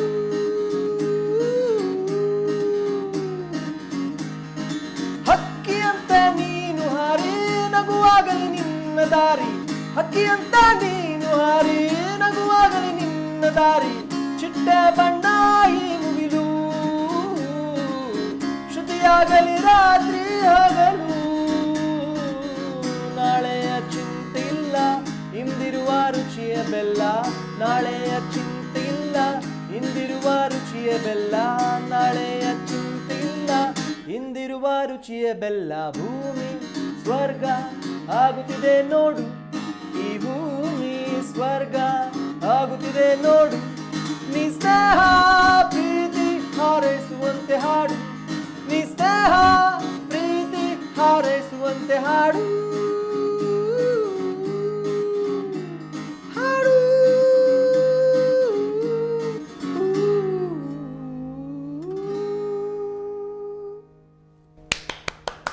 ಸರ್, ಫಿಸಿಕಲಿ ನಾವಿಲ್ಲಿ ಕೂತಿದ್ದೀವಿ ಅನಿಸ್ತಿತ್ತು, ಬಟ್ ಮೆಂಟಲಿ ನಾನು ಒಂದು ಲೈವ್ ಕಾನ್ಸರ್ಟಲ್ಲಿ ಒಂದು ದೊಡ್ಡ ಸ್ಟೇಜಲ್ಲಿ ನಿಮ್ಮನ್ನು ನೋಡಿ ಡ್ಯಾನ್ಸ್ ಮಾಡ್ತಾ ಇದ್ದೀನಿ ಅನ್ನೋ ಫೀಲಿಂಗ್ ಬಂತು. Wonderful sir, thank you so much. Thank you. ಸಿಂಗಪೂರಿನ ಪ್ಯಾನ್ ಏಷ್ಯನ್ ಟ್ಯಾಲೆಂಟ್ ಪ್ರೋಗ್ರಾಮ್ನಲ್ಲೂ ನೀವು ಭಾಗವಹಿಸಿದ್ರಿ. ಅಂದರೆ ಒಂದು ಏಷ್ಯನ್ ರೀಜನ್ಗೆ ಸಂಬಂಧಪಟ್ಟಂಥ ಒಂದು ಟ್ಯಾಲೆಂಟ್ ಪ್ರೋಗ್ರಾಮ್. ಅಲ್ಲಿ ನೀವು ಇಂಡಿಯಾನ ರೆಪ್ರೆಸೆಂಟ್ ಮಾಡೋ ಥರನೇ ಆ ಸಿಂಗಪೂರ್ನ ಅನುಭವ ಹೇಗಿತ್ತು? ಅಗೇನ್ ನಾವು ಯು ಕೆ ಹೋಗಿ ಆದಮೇಲೆ, ಇನ್ಫ್ಯಾಕ್ಟ್ ನಾವು ಯು ಕೆಯಿಂದ ಬಂದ್ವಿ. ಸೊ ಅದಾದಮೇಲೆ ಸಿಂಗಪೂರ್ ಟೂರ್ ಇತ್ತು. ಸೊ ಅಗೇನ್ ಅಲ್ಲಿನೂ ಸುಮಾರು ಬೇರೆ ಬೇರೆ ಕಡೆಯಿಂದ ಬಂದಿರೋಂಥ ಬ್ಯಾಂಡ್ಗಳಿತ್ತು. ಇನ್ಫ್ಯಾಕ್ಟ್ ಕೊರಿಯನ್ ಬ್ಯಾಂಡ್ ಒಂದು ನೋಡಿದ್ವಿ. ಅವ್ರನ್ನ ನೋಡಿ ನಾವು ನಿಜವಾಗ್ಲೂ ಒಂಥರ ದಂಗಾಗ್ಬಿಟ್ವಿ. ಏಕೆಂದರೆ ಅವರ ಒಂದು ಸ್ಟೇಜ್ ಪ್ರೆಸೆನ್ಸ್ ಏನಿದೆ, ಅವರ ಯಾವ ರೀತಿಯ ಒಂದು ಪರ್ಫಾರ್ಮೆನ್ಸ್ನ ಮಾಡಬೇಕು ಅನ್ನೋದು ಒಂದು ಏನಿತ್ತು, ಅದನ್ನು ನೋಡೋಕ್ಕೆ ನಮಗೆ ಅವಕಾಶ ಆಯಿತು. ಆವಾಗ ನಮಗೆ ಸುಟಾಸಿ ಅಂತ ಒಂದು ಪ್ರೋಗ್ರಾಮ್ನಲ್ಲಿ ಈ ಒಂದು ಟಿ ವಿ ಶೋ ಮಾಡಬೇಕಂತ ಕರೆದಿದ್ರು. Of course it didn't take off, ಅದರಿಂದ ಏನು ಮುಂದೇನು ಅದು ಡೆವಲಪ್ ಆಗಲಿಲ್ಲ. ಬಟ್ ಆ ಒಂದು ಎಕ್ಸ್ಪೀರಿಯೆನ್ಸ್ ಏನಿದೆ ಅದು ತುಂಬ ನಮಗೆ ಹೆಲ್ಪ್ ಆಯಿತು ಟು ವಾಚ್ ಅದರ್ ಬ್ಯಾಂಡ್ಸ್, ಮತ್ತು ಟಿ ವಿ ಶೋ ಯಾವ ಥರ ಮಾಡ್ತಾರೆ ಅನ್ನೋದು ಒಂದು ನಮಗೆ ಗೊತ್ತಾಯಿತು. ಬಟ್ ಅಲ್ಲಿ ಜನರು ನಮ್ಮ ಮ್ಯೂಸಿಕ್ನ ನೋಡಿ ಅವರು ಅಷ್ಟೇ ಇಷ್ಟಪಟ್ಟರು. ಏಕೆಂದರೆ ನಮ್ಮ ಬ್ಯಾಂಡ್ನಲ್ಲಿ we are like very wear colourful clothes, ನಮ್ಮ ಮ್ಯೂಸಿಕ್ಕು ಆ ಥರನೇ ಇದೆ, very happy and very happening.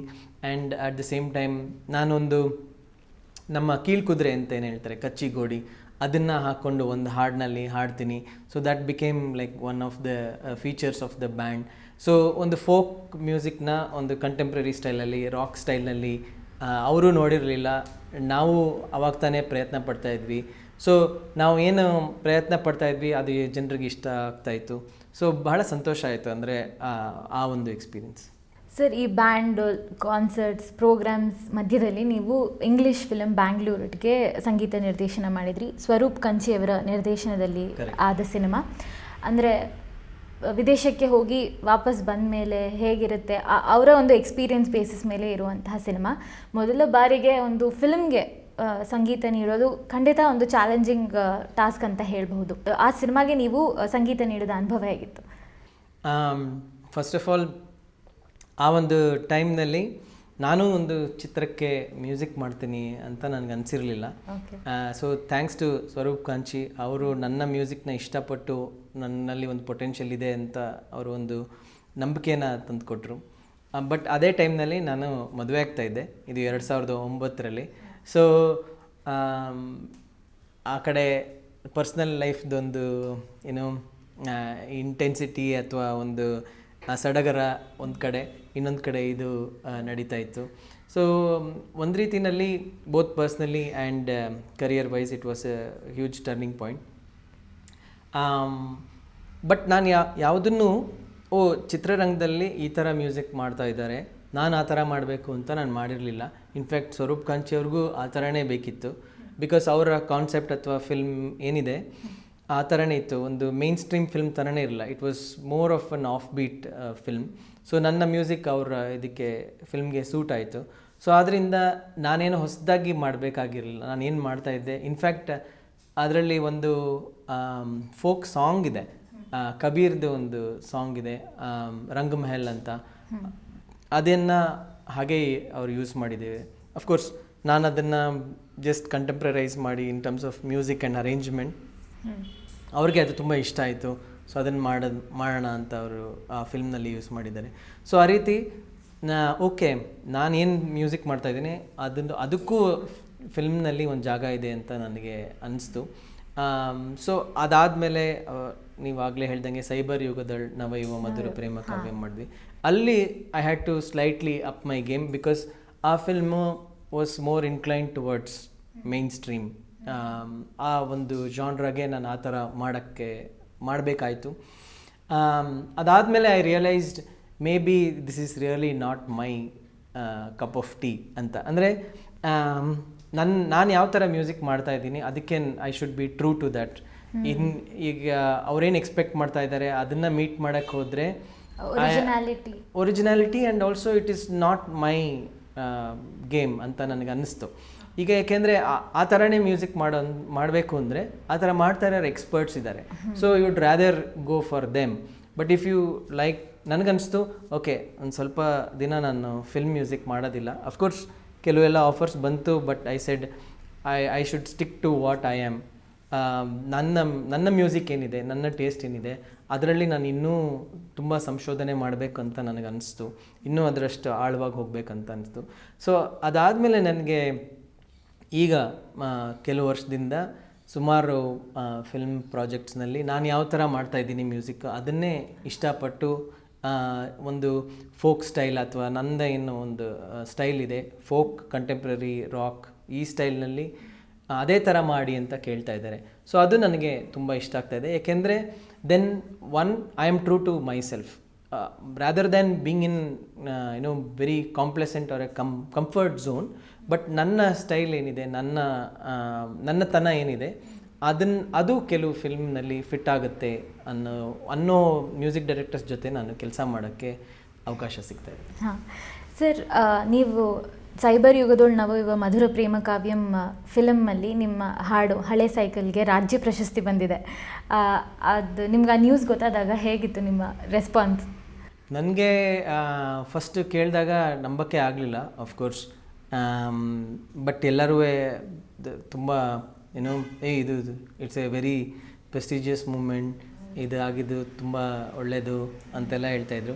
ನನಗೆ ಇದೇನು ಫಸ್ಟ್ ಫಿಲ್ಮ್ ಮಾಡಿದೆ ಆವಾಗಲೇ, of course second film, but mainstream ಫಿಲ್ಮ್ನಲ್ಲಿ ಅದು ಫಸ್ಟ್ ಒನ್, ಆವಾಗಲೇ ಸಿಕ್ಬಿಡ್ತಲ್ಲ ಅಂತ ನನಗೆ ಡೌಟ್ ಆಯಿತು ಇನಿಷಿಯಲಿ.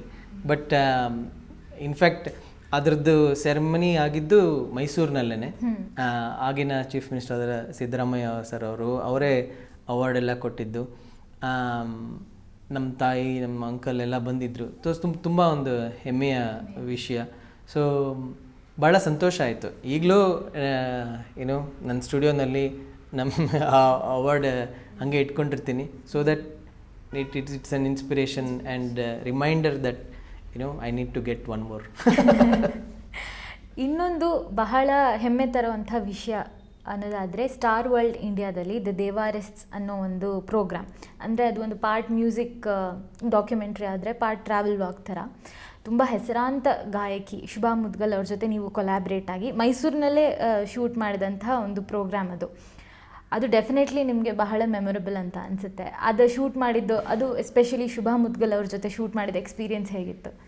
ಡ್ಯೂಯರಿಸ್ಟಲ್ಲಿ ಸ್ವರಾತ್ಮ ಮತ್ತು ಶುಭಾ ಮುದ್ಗಲ್ ಅವರ ಒಂದು ಕೊಲ್ಯಾಬ್ರೇಷನ್ ಆಗಬೇಕು ಅನ್ನೋದಕ್ಕೆ ಅದಕ್ಕೆ ಹಿಂದೆ ಇನ್ನೊಂದು ಕಥೆ ಇದೆ.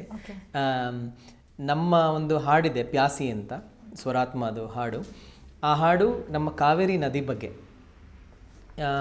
ಯಾವ ರೀತಿ ಒಂದು ನದಿ ತನ್ನ ಮಕ್ಕಳ ದಾಹನ ತುಂಬಿಸುತ್ತೆ, ಬಟ್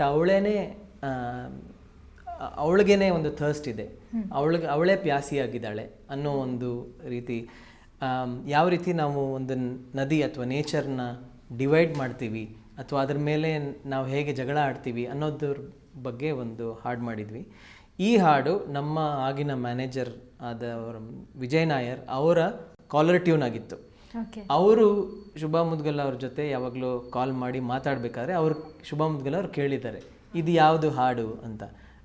ಅವಾಗ ಅವರು ಈ ಥರ ಒಂದು ಬ್ಯಾಂಡ್ ಇದೆ ಅಂತೆಲ್ಲ ಹೇಳಿದ್ಮೇಲೆ ಅವರು ನಮ್ಮ ಒಂದು ಫೆಸ್ಟಿವಲ್ ಇದೆ, ಆ ಫೆಸ್ಟಿವಲ್ಗೆ ಇವ್ರನ್ನ ಕರೆಸಿ ಅಂತ ಕೇಳಿದ್ರು. ಸೊ ಅವ್ರ ಫೆಸ್ಟಿವಲ್ ಮಾಡಿದಾಗ ನಾವು ಅಲ್ಲಿ ಹೋಗಿ ಪರ್ಫಾರ್ಮ್ ಮಾಡಿದ್ವಿ.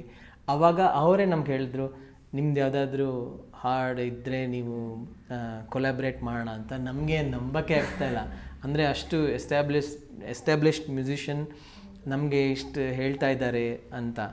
ಆಮೇಲೆ we were part of a project GWC ಅಂತ, ಗ್ಲೋಬಲ್ ವಾಟರ್ ಚಾಲೆಂಜ್ ಅಂತ. They were doing a project where they wanted music to be a medium about bringing out problems and water sustainability and scarcity ಬಗ್ಗೆ ಒಂದು awareness ತರಬೇಕಂತ ಒಂದು program ಮಾಡ್ತಾಯಿದ್ರು. So ನಮ್ಮ ಹಾಡು ಏನಿದೆ ಪ್ಯಾಸಿ ಅವ್ರಿಗೆ ಇಷ್ಟ ಆಯಿತು. So they said will collaborate, will make a music video for that song ಅಂತ. ಸೊ ಇದಕ್ಕೆ ಒಬ್ಬರು ಕ್ರಿಯೇಟಿವ್ ಡೈರೆಕ್ಟ್ರಾಗಿ ಶೇಖರ್ ಕಪೂರ್, ಫಿಲ್ಮ್ ಡೈರೆಕ್ಟರ್, ಅವರು he was the creative director.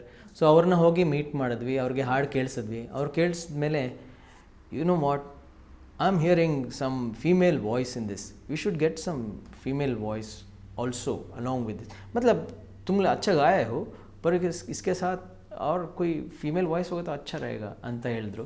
So immediate ನಾವು ನಮ್ಮ ಮ್ಯಾನೇಜರ್ಗೆ ಹೇಳಿದ್ವಿ, can we ask Shubha Mudgal G ಅಂತ. ಅವ್ರಿಗೆ ಇಷ್ಟ ಆಗಿತ್ತು ಈ ಹಾಡನ್ನ ಕೇಳಿ. So we approached Har, she immediately agreed. ಅದಾಗಿ ಸ್ವಲ್ಪ ದಿವಸದಲ್ಲೇ ಆವಾಗ ನಮ್ಮ ಹತ್ರ ನಾವೆಲ್ಲರೂ ಹೋಗಿ ಅವ್ರನ್ನ ಮೀಟ್ ಮಾಡಿ ರೆಕಾರ್ಡ್ ಮಾಡೋ ಅಷ್ಟು ನಮ್ಮ ಹತ್ರ ದುಡ್ಡು ಇರಲಿಲ್ಲ. ಸೊ ನಮ್ಮ ಬ್ಯಾಂಡ್ ಒಬ್ಬ ಮೆಂಬರ್ ಮಾತ್ರ ಶುಭಾ ಮುದ್ಗಲ್ ಅವರ ಸ್ಟುಡಿಯೋಗೆ ಹೋಗಿ ಅಲ್ಲಿ ರೆಕಾರ್ಡ್ ಮಾಡಿ ತಂದು, so we reworked on that song with her voice. ಮತ್ತು ನಮ್ಮ ಆ ಹಾಡೇನಿದೆ ಪ್ಯಾಸಿ ಮ್ಯೂಸಿಕ್ ವಿಡಿಯೋಗೆ ಮಾಡಿರೋಂಥ ವರ್ಷನ್ ಏನಿದೆ ಅದರಲ್ಲಿ ಅವರ ವಾಯ್ಸ್ ಇದೆ. ಸೊ ಅದು one part of the story. Next when Dewarist team were thinking who should this band collaborate, they said okay, they are going to collaborate with Shubha Mudgal ji because ಅವರ ಒಂದು combination ಏನಿದೆ ತುಂಬ ಚೆನ್ನಾಗಿದೆ ಅಂತ. So ಹಾಗೆ ಶುಭಾಜಿ ಅವ್ರನ್ನ ನಾವು recording ಟೈಮ್ನಲ್ಲೂ ನಾವು ಮೀಟ್ ಮಾಡಿರಲಿಲ್ಲ, ಆ ಲೈವ್ ಶೋನಲ್ಲಿ ಮಾತ್ರ ಮೀಟ್ ಮಾಡಿದ್ವಿ. So we got time to spend with her. ಆ ಒಂದು 4 ದಿನ ನಾವೇನು ಟೈಮ್ ಸ್ಪೆಂಡ್ ಮಾಡಿದ್ವಿ, it was a huge learning process for us. Because ಒಬ್ಬರು ಅಷ್ಟು ಕ್ಲಾಸಿಕಲ್ ಮ್ಯೂಸಿಕ್ನ ಅರ್ದು ಕುಡಿದು ಜೀರ್ಣಿಸ್ಕೊಂಡಿರೋಂಥ ವ್ಯಕ್ತಿ ಒಂದು ಅಪ್ಕಮಿಂಗ್ ಬ್ಯಾಂಡ್ ಏನೋ ಅವ್ರ ಸ್ಟೈಲೇ ಬೇರೆ, ಬಟ್ ಅವ್ರ ಜೊತೆ ಎಷ್ಟು ಸರಳವಾಗಿ ಬೆರ್ತಿದ್ರು ಅನ್ನೋದು ನಮಗೆ ತುಂಬ ಆಶ್ಚರ್ಯವಾಗಿತ್ತು. ಏಕೆಂದರೆ ಇವಾಗ ಒಂದು ಕ್ಲಾಸಿಕಲ್ ಮ್ಯೂಸಿಕ್ ಅಥವಾ ತುಂಬ ಎಸ್ಟಾಬ್ಲಿಷ್ಡ್ ಮ್ಯೂಸಿಷಿಯನ್ಸು ಅವರು ನಡ್ಕೊಳ್ಳೋ ಅಂಥ ಒಂದು ಇದೇನಿರುತ್ತೆ ಅದು ಹೀಗಿರ್ಬೋದು ಅಂತ ನಾವು ಅಂದ್ಕೊಂಡಿದ್ವಿ, ನಮ್ಮ ಒಂದು ಪಿಕ್ಚರೈಸೇಷನ್. ಬಟ್ ಅವರು ಅದಕ್ಕೆ totally opposite. She was like so cool. In fact ನಾವು ರೆಕಾರ್ಡಿಂಗ್ ಮಾಡಬೇಕಾದ್ರೆ ಸಡನ್ನಾಗಿ ಅವರು ಕನ್ನಡ ಎಲ್ಲ ಕಲಿತು 2 ಲೈನ್ ಕನ್ನಡದಲ್ಲೆಲ್ಲ ಹಾಡಿ, she was more like a friend and more like fellow musician than established classical musician. ಮತ್ತು ನಮಗೆ ಅಲ್ಲಿ ಇನ್ನು ಇಂಪಾರ್ಟೆಂಟ್ ಒಂದು ಕಲಿಯೋಕ್ಕೆ ಒಂದು ಪಾಠ ಆಯಿತು. ಅವ್ರು ಹೇಳಿದರು ನಮಗೆ, ಮೋಸ್ಟ್ ಆಫನ್ ಒಂದು ಕೊಲ್ಯಾಬ್ರೇಷನ್ಸ್ನಲ್ಲಿ ಎಲ್ಲ ಬಂದಾಗ ಎಲ್ಲರೂ we try to please each other, okay, and we say ಹಾಂ ಚೆನ್ನಾಗಿದೆ, ಇದು ಚೆನ್ನಾಗಿದೆ, ಅದು ಚೆನ್ನಾಗಿದೆ ಅಂತ. But end of the day the song should not suffer, the song should not become a mediocre song just to please the other artist.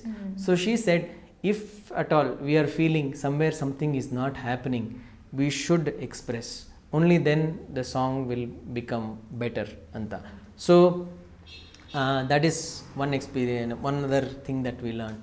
And of course her voice and her presence, and through that episode we got a chance to perform ನಮ್ಮ ಪ್ಯಾಸಿ song ಏನಿತ್ತು ನಾವು record ಮಾಡಿದ್ದನ್ನು live ಆಗಿ we performed next to Kaveri Nadi, Sriರಂಗಪಟ್ಟಣದಲ್ಲಿ, next to the river as the backdrop.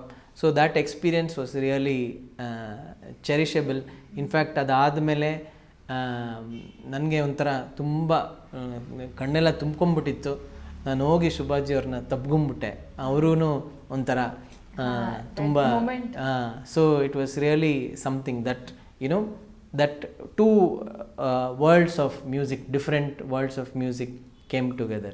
Sir, ಇದಾದಮೇಲೆ ಏನಂತಾರೆ, ನೀವಾಗಲೇ mention ಮಾಡ್ದಂಗೆ ಈ ಪುರಂದರದಾಸರ ಕೃತಿಗಳು, ಕನಕದಾಸರ ಕೃತಿಗಳು, ಸೂಫಿ ಸ್ಟೈಲು ಮತ್ತು ಈ ಇಂಡಿ ಮ್ಯೂಸಿಕ್, ಅದರ ಒಂದು ಬ್ಯಾಕ್ಗ್ರೌಂಡ್ ಇರುವಂತಹ ನಿಮ್ಮ ಒಂದು ಆಲ್ಬಮ್ ರಾ ಏಕ್ ಫಕೀರ, ಈ ಆಲ್ಬಮ್ ಬಗ್ಗೆ ಏನು ಹೇಳ್ತೀರಾ? ಆಕ್ಚುಲಿ ಅದರಲ್ಲಿ ಪುರಂದರದಾಸರದೆಲ್ಲ ಸೂಫಿ ರಾಯ ಫಕೀರ ವಾಸ್ ಮೈ ಸ್ವರಾತ್ಮ, ಇದು ಸ್ವರಾತ್ಮ, ಅದು ರಾಯ ಫಕೀರ. ನಾನು ಕನಕದಾಸರು ಪುರಂದರದಾಸರ ನಂದು ಸೋಲೋ ವಾಸು ದೀಕ್ಷಿತ್ ಕಲೆಕ್ಟಿವ್ನಲ್ಲಿ ನಾನು ರಿಲೀಸ್ ಮಾಡಿದ್ದೆ. So that album was called Vasu Dixit. So ನಾನು ಚಿಕ್ಕ ವಯಸ್ಸಿಂದ ನಮ್ಮ ತಾಯಿಯವರು ಎಲ್ಲರೂ ಪುರಂದರದಾಸರು, ಕನಕದಾಸರು ಇದರದ್ದೆಲ್ಲ ಹಾಡು ಹೇಳ್ತಾಯಿದ್ರು. ಆಮೇಲೆ ನನ್ನ wife she started sing lot of Kabir songs ಎಲ್ಲ. ಸೊ ಒಂದು ಫಿಲಾಸಫಿಕಲ್ ಮತ್ತು ಸ್ಪಿರಿಚುವಲ್ ಆ್ಯಂಗಲ್ ಮ್ಯೂಸಿಕ್ ನನ್ನೆಲ್ಲೇ ಎಲ್ಲೋ ಇತ್ತು. ನಮ್ಮ ಬ್ಯಾಂಡ್ ಸ್ವರಾತ್ಮನಲ್ಲಿ we were doing mostly original music, ನಮ್ಮದೇ ಒಂದು ಸಂಗೀತ, ನಮ್ಮದೇ ಒಂದು ಹಾಡುಗಳನ್ನು ನಾವು ಎಕ್ಸ್ಪ್ರೆಸ್ ಮಾಡ್ತಾಯಿದ್ವಿ. ಈ ಕೆಲವು ಹಾಡುಗಳು ಎಲ್ಲೋ ನನ್ನಲ್ಲಿ ಇತ್ತು, ಅದಕ್ಕೆ ನನ್ನ ಒಂದು ರೂಪ ಕೊಡಬೇಕಾಯಿತು, ಒಂದು ಜಾಗ ಕೊಡಬೇಕಾಗಿತ್ತು. ಅಫ್ಕೋರ್ಸ್ ಸ್ವರಾತ್ಮದಲ್ಲಿ ಅದು ಫಿಟ್ ಆಗುತ್ತೋ ಇಲ್ವೋ ಅಂತ ನನಗೆ ಒಂದು ಡೌಟ್ ಇದ್ದಿದ್ದರಿಂದ ನಾನು ನಂದೇ ವಾಸು ದೀಕ್ಷಿತ್ ಕಲೆಕ್ಟಿವ್ ಅಂತ ನಾನು ಸ್ಟಾರ್ಟ್ ಮಾಡಿದೆ. ಇಲ್ಲಿ ಹಲವಾರು 7-8 ಜನ ಮ್ಯೂಸಿಷಿಯನ್ಸ್ ಇದ್ದಾರೆ, ಬೇರೆ ಬೇರೆ ಥರ ಇನ್ಸ್ಟ್ರೂಮೆಂಟ್ಸ್ನ ನುಡಿಸ್ತಾರೆ. ನನಗೇನೆಂದರೆ ಇನ್ನಷ್ಟು ಜಾಸ್ತಿ ಮ್ಯೂಸಿಷಿಯನ್ಸ್ ಜೊತೆ ಪ್ಲೇ ಮಾಡಬೇಕಂತ, ಯಾಕೆಂದರೆ ಅವ್ರ ಜೊತೆ ಪ್ಲೇ ಮಾಡ್ತಾ ನಾನು ಏನೋ ಕಲಿತೀನಿ ಅನ್ನೋ ಒಂದು ನನ್ನಲ್ಲಿ ಒಂದು ಆಸೆ. ಆಮೇಲೆ ಈ ನನ್ನ ವಾಸು ದೀಕ್ಷಿತ್ ಕಲೆಕ್ಟಿವ್ದು ಫಸ್ಟ್ ಆಲ್ಬಮ್ ಏನಿದೆ, ವಾಸು ದೀಕ್ಷಿತ್ ಅಂತಲೇ ಇದೆ ಆಲ್ಬಮ್ ಹೆಸರು. ಅದರಲ್ಲಿ ನಾನು ಪುರಂದರದಾಸರ ಹಾಡು, ನೀವು ಆಗಲೇ ಹೇಳ್ದಂಗೆ ರಾಗಿ ತಂದಿರ, ಮುಳ್ಳು, ತಾರಕ ಬಿಂದಿಗೆ, ಇದೆಲ್ಲ ಅದರಲ್ಲಿ ರಿಲೀಸ್ ಆಯಿತು. ನನಗೇನು ಅನಿಸ್ತಂದರೆ ಈ ಪುರಂದರದಾಸರ, ಕನಕದಾಸರು, ಬಸವಣ್ಣ ಇವರೆಲ್ಲ ಬರೆದಿರೋವಂಥ ವಾಕ್ಯಗಳಲ್ಲಿ ಬಹಳಷ್ಟು ಸತ್ಯ ಇದೆ. ಇವತ್ತಿನವರೆಗೆ ಅವರು 400-500 ವರ್ಷದ ಹಿಂದೆ ಬರೆದಿರೋವಂಥ ಹಾಡುಗಳು ಇವತ್ತಿಗೂ ಅದರಲ್ಲಿ ಸತ್ಯ ಇದೆ. ಸೊ ಅದು ನಮ್ಮ ಜನ್ರೇಷನ್ ಮತ್ತು ನಮ್ಮ ಮುಂದಿನ ಜನ್ರೇಷನ್ಗೂ ಅದು ರೀಚ್ ಆಗಬೇಕನ್ನೋ ಒಂದು ನನ್ನ ಒಂದು ವಿಚಾರ. ಬಟ್ ಅದನ್ನು ನಾನೇನೋ ತುಂಬ ರೀಮಿಕ್ಸ್ ಥರ ಮಾಡಿ ಅಥವಾ ಕ್ಲಬ್ ಡ್ಯಾನ್ಸ್ ಆ ವರ್ಷನ್ ಮಾಡಬೇಕಂತ ಏನಿಲ್ಲ, ಒಂದು ಕಂಟೆಂಪ್ರರಿ ಸ್ಟೈಲ್. ಈಗ ನನ್ನ ಒಂದು ಮ್ಯೂಸಿಕಲ್ ಟೇಸ್ಟ್ ಏನಿದೆ ಅದರಲ್ಲಿ ಅದನ್ನು ಆ ಫ್ಲೇವರ್ ಕೊಟ್ಟು ಅದನ್ನು ಪ್ರೆಸೆಂಟ್ ಮಾಡಬೇಕಂತ ನನಗನ್ನಿಸ್ತು. ಸೊ ಅದರಿಂದ ಈ ಹಾಡುಗಳನ್ನು ಜಾಸ್ತಿ ಹಾಡೋಕ್ಕೆ ಶುರು ಮಾಡಿದೆ. ಇದರಲ್ಲಿ ನಾನು ಜಾಸ್ತಿ ಭಕ್ತಿಗೀತೆ ಅಥವಾ ಬರೀ ಡಿವೋಷ್ನಲ್ ಸಾಂಗ್ಸ್ನ ನಾನು ಜಾಸ್ತಿ ಹಾಡೋದಿಲ್ಲ. ಏಕೆಂದರೆ ನನಗನ್ಸುತ್ತೆ ಸೊಸೈಟಿಗೆ ಒಂದು ಯೂಸ್ ಆಗಬೇಕು, ಇಲ್ಲ ಒಬ್ಬರ ಆಧ್ಯಾತ್ಮಿಕ ಲೈಫ್ಗೆ ಅದು ಒಂದು ಏನೋ ಒಂದು ಅಲ್ಲೆಲ್ಲೋ ಸ್ವಲ್ಪ ಹೆಲ್ಪ್ ಆಗಬೇಕು ಅನ್ನೋದು ನನ್ನ ಇದು. ಯಾಕೆಂದರೆ ನಾನು ಕೇಳೋವಂಥ ಮ್ಯೂಸಿಕ್ಕು ಆ ಥರದ್ದೇನೆ. ಸೊ ಆ ತರಹ ಪದಗಳನ್ನ ನಾನು ಜಾಸ್ತಿ ತಗೊಂಡು ಅದರಲ್ಲಿ ಅದನ್ನು ಓದಿದಾಗ ಯಾವ ಥರ ಇನ್ಸ್ಪೈರ್ ಆಗುತ್ತೆ ಆ ಥರ ಮ್ಯೂಸಿಕ್ನ ನಾನು ಮಾಡ್ತಾಯಿದ್ದೀನಿ. ಅಫ್ಕೋರ್ಸ್ ಕೆಲವರು ತುಂಬ ಇಷ್ಟಪಡ್ತಾರೆ, ಕೆಲವರು ಬಹಳಷ್ಟು ಹೊಗಳ್ತಾ ಇದ್ದಾರೆ. ಏಕೆಂದರೆ ನಮ್ಮ ಮಕ್ಕಳೆಲ್ಲ ಕೇಳೋಕ್ಕೆ ಶುರು ಮಾಡಿದ್ದಾರೆ, ಈ ಥರ ಪದಗಳನ್ನು ಕೇಳೋಕ್ಕೆ ಶುರು ಮಾಡಿದ್ದಾರೆ ಅಂತ. ಏಕೆಂದರೆ ಅದೇ ಹೈ ಹೀಲ್ಸು, ಕಾರು, ಪೆಗ್ಗು, ಏನೋ ಎಣ್ಣೆ ಈ ಥರ ಪದಗಳನ್ನು ಬಿಟ್ಟು ಇಷ್ಟು ಒಳ್ಳೊಳ್ಳೆ ಪದಗಳನ್ನು, ಅರ್ಥಪೂರ್ವಕವಾದ ಪದಗಳನ್ನ ಕೇಳೋಕ್ಕೆ ಅವ್ರಿಗೆ ಸಿಗ್ತಾ ಇದೆ ಅಂತ ಎಷ್ಟೊಂದು ಜನ ಇಷ್ಟಪಡ್ತಾ ಇದ್ದಾರೆ. ಇನ್ನು ಕೆಲವರು ನೀವು ಎಲ್ಲ ಹಾಳು ಮಾಡ್ತಾ ಇದ್ದೀರಾ ನಮ್ಮ ಪುರಂದರದಾಸರ ಪದಗಳನ್ನು ಅಂತಲೂ ಹೇಳೋರು ಇದ್ದಾರೆ. ಎರಡೂ ಸತ್ಯನೇ, ಏಕೆಂದರೆ ಅವರು ಒಂದು ಕ್ಲಾಸಿಕಲ್ ಬ್ಯಾಕ್ಗ್ರೌಂಡಿಂದ ಬಂದಿರ್ತಾರೆ, ಅವರ ಒಂದು ದೃಷ್ಟಿಕೋನ ಆ ಥರ ಇರುತ್ತೆ. ಸೊ ಇದು ಯಾರ್ದು ಏನು ಸೊತ್ತಲ್ಲ, ಅಥವಾ ನೋಬಡಿ ಓನ್ಸ್ ಎನಿಥಿಂಗ್ ಅಥವಾ ಏನಿಲ್ಲ. ಮತ್ತು ಇದನ್ನು ಹೀಗೆ ಮಾಡಬೇಕು ಹಾಗೆ ಮಾಡಬೇಕು ಅಂತಲೇ ಯಾವುದು ಏನು ರೂಲ್ಸ್ ಇಲ್ಲ. Of course people are free to criticise, I am free to express however I want, but I know as a musician and as a devotee of their words and music, I am very sure ನಾನು ಇದನ್ನು ಯಾವತ್ತೂ ಹಾಳು ಮಾಡಲ್ಲ ಅನ್ನೋದು ನನ್ನ ಭರವಸೆ ನನ್ನಿಲ್ಲದೆ. ಕೆಲವು ಸಲ ತಪ್ಪಾದರೂ ಆಗ್ಬೋದು, ಬಟ್ ಅದನ್ನು ತಿದ್ದುಕೊಳ್ಳೋಕ್ಕೂ ಅವಕಾಶ ಕೊಡ್ತಾ ಇದ್ದಾರೆ ಜನ, ಅವಕಾಶ ಕೊಡಬೇಕು. ಮತ್ತು ಈಗ ಕನಕದಾಸರಾಗಿರ್ಬೋದು, ಇವಾಗ ನಾನು ಕೆಲವು ದಾರಾ ಬೇಂದ್ರೆ ಅವರ ಪದ್ಯದಲ್ಲೂ ಹಾಡು ಮಾಡ್ತಾಯಿದ್ದೀನಿ. ಸೊ ಇದನ್ನೆಲ್ಲ ಕೇಳಿ ಇನ್ನಷ್ಟು ಹೊಸ ಹೊಸ ಕವಿ ಅವರೆಲ್ಲ ನನಗೆ ಬರಿತಾ ಇದ್ದಾರೆ, ಫೇಸ್ಬುಕ್ ಆಗಲಿ ಇನ್ಸ್ಟಾಗ್ರಾಮ್ ಆಗಲಿ. ಇದೇ ರೀತಿ ನನ್ನ ಒಂದು ಹಾಡಿದೆ ಅಮ್ಮ ಅಂತ, ಆ ಹಾಡನ್ನು ಪ್ರತಾಪ್ ಭಟ್ ಅಂತ ಒಬ್ಬರು ನನಗೆ ಫೇಸ್ಬುಕ್ನಲ್ಲಿ ಬರೆದು, ಸರ್ ನಾನು ಈ ಥರ ಒಂದು ಹಾಡು ಬರೆದಿದ್ದೀನಿ, ನೀವು ನೋಡಿ ಟ್ಯೂನ್ ಮಾಡಿ ಅಂತ ಅವ್ರು ನನಗೆ ಕಳಿಸಿದ್ರು. ನಾನು ಟ್ಯೂನ್ ಮಾಡಿದೆ. ಸೊ ಈಗಿನ ಕಂಟೆಂಪ್ರರಿ ರೈಟರ್ಸು ಭಾಳಷ್ಟು ಜನ ನನಗೆ ಕಾಂಟ್ಯಾಕ್ಟ್ ಮಾಡ್ತಾ ಇದ್ದಾರೆ, ಅವ್ರ ಜೊತೆ ಕೊಲ್ಯಾಬ್ರೇಟ್ ಮಾಡ್ತಾಯಿದ್ದೀನಿ. ಈಗ ಒಂದು ಫ್ಯೂ ಮಂತ್ಸ್ ಬ್ಯಾಕ್ ನಾನು ಇನ್ಸ್ಟಾಗ್ರಾಮ್ನಲ್ಲಿ on the spot song writing ಅಂತ ಒಂದು ಸೆಷನ್ ಮಾಡಿದೆ. ಸೊ ಅಲ್ಲಿ ಒಬ್ಬ ಚರಣ್ ಅಂತ ಇದೆ, ಅವನು ಆನ್ ದಿ ಸ್ಪಾಟ್ ಬರ್ದ. ಸೊ ಹಾಗಾಗಿ ನಾವು ಅಲ್ಲೇ ಹಾಡು ಮಾಡಿದ್ವಿ. ಆಮೇಲೆ we connected again and we started writing. So ಇದು ನಾನೇನು ಈ ಥರ ಪುರಂದರದಾಸರು ಕನಕದಾಸರದೆಲ್ಲ ಮಾಡ್ತಾಯಿದ್ದೀನಿ, ಈ ಥರದ್ದೇ ಅರ್ಥ ಅಥವಾ ಭಾವ ಇರೋವಂಥ ಹಲವಾರು ರೈಟರ್ಸ್ನ ಕಾಣೋಕ್ಕೆ ನನಗೆ ಅವಕಾಶ ಸಿಕ್ತು. So you never know what one thing will lead to another. So I like experimenting, I like exploring, I like making mistakes. Through mistakes, sometimes you find beautiful gems. Sir, ನನ್ನ ಮುಂದಿನ ರಿಕ್ವೆಸ್ಟ್ ಆಗಿದ್ದೆ ಆ ಅಮ್ಮ song. ನಿಮ್ಮ ಎಷ್ಟೊಂದು songs ಇದೆ, ನಾನು ಹಲವಾರು ಸಾಂಗ್ಸ್ನ ನಾನು ಕೇಳಿದ್ದೀನಿ, ಬಟ್ ಅಮ್ಮ ಸ್ಟ್ಯಾಂಡ್ಸ್ ಫಸ್ಟ್ ನನ್ನ ಒಂದು ಪರ್ಸ್ನಲ್ ಲಿಸ್ಟಲ್ಲಿ ಹೇಳಬೇಕಂದ್ರೆ. ಫಸ್ಟ್ ಟೈಮ್ ಆ ಸಾಂಗ್ ಕೇಳಿದಾಗಲೂ ಕೂಡ ನನಗಿನ್ನೂ ಆ ಮೂಮೆಂಟ್ ನೆನಪಿದೆ. ನಾನು ಎಷ್ಟು ಎಮೋಷ್ನಲ್ ಆಗಿದ್ದೆ ಆ್ಯಂಡ್ ಎಷ್ಟು ಬಹಳ ಟಚಿಂಗ್ ಆಗಿತ್ತದು. ಈಗ ನೆನೆಸ್ಕೊಂಡ್ರೂ I feel a little emotional. Live ಆಗಿ ನೀವು ಎದುರುಗಡೆ ಇದ್ದೀರಾ, ಪ್ಲೀಸ್ ನಮಗೋಸ್ಕರ ಆ ಅಮ್ಮ ಸಾಂಗ್ನ ಒಂದು ಎರಡು ಹಾಡು.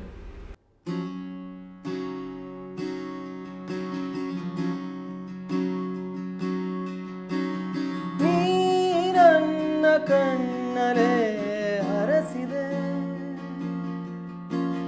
ನನ್ನ ಬಾನೆತ್ತರ ಬೆಳೆಸಿದೆ,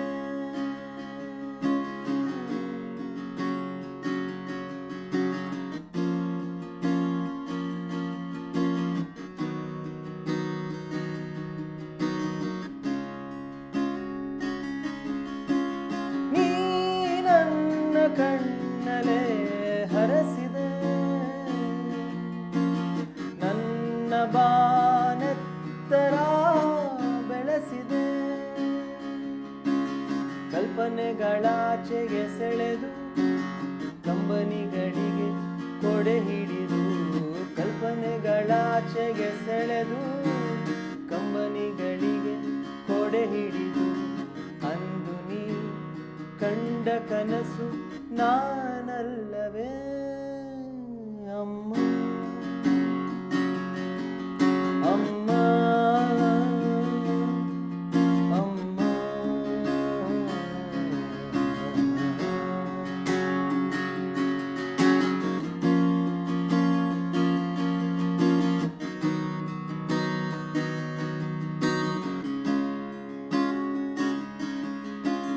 ಮೊದಲ ನೋಟದ ಅರಿವೇ ಇಲ್ಲ, ಎಡವಿದಾಗ ನಡೆಸಿದೆ ಮೆಲ್ಲ,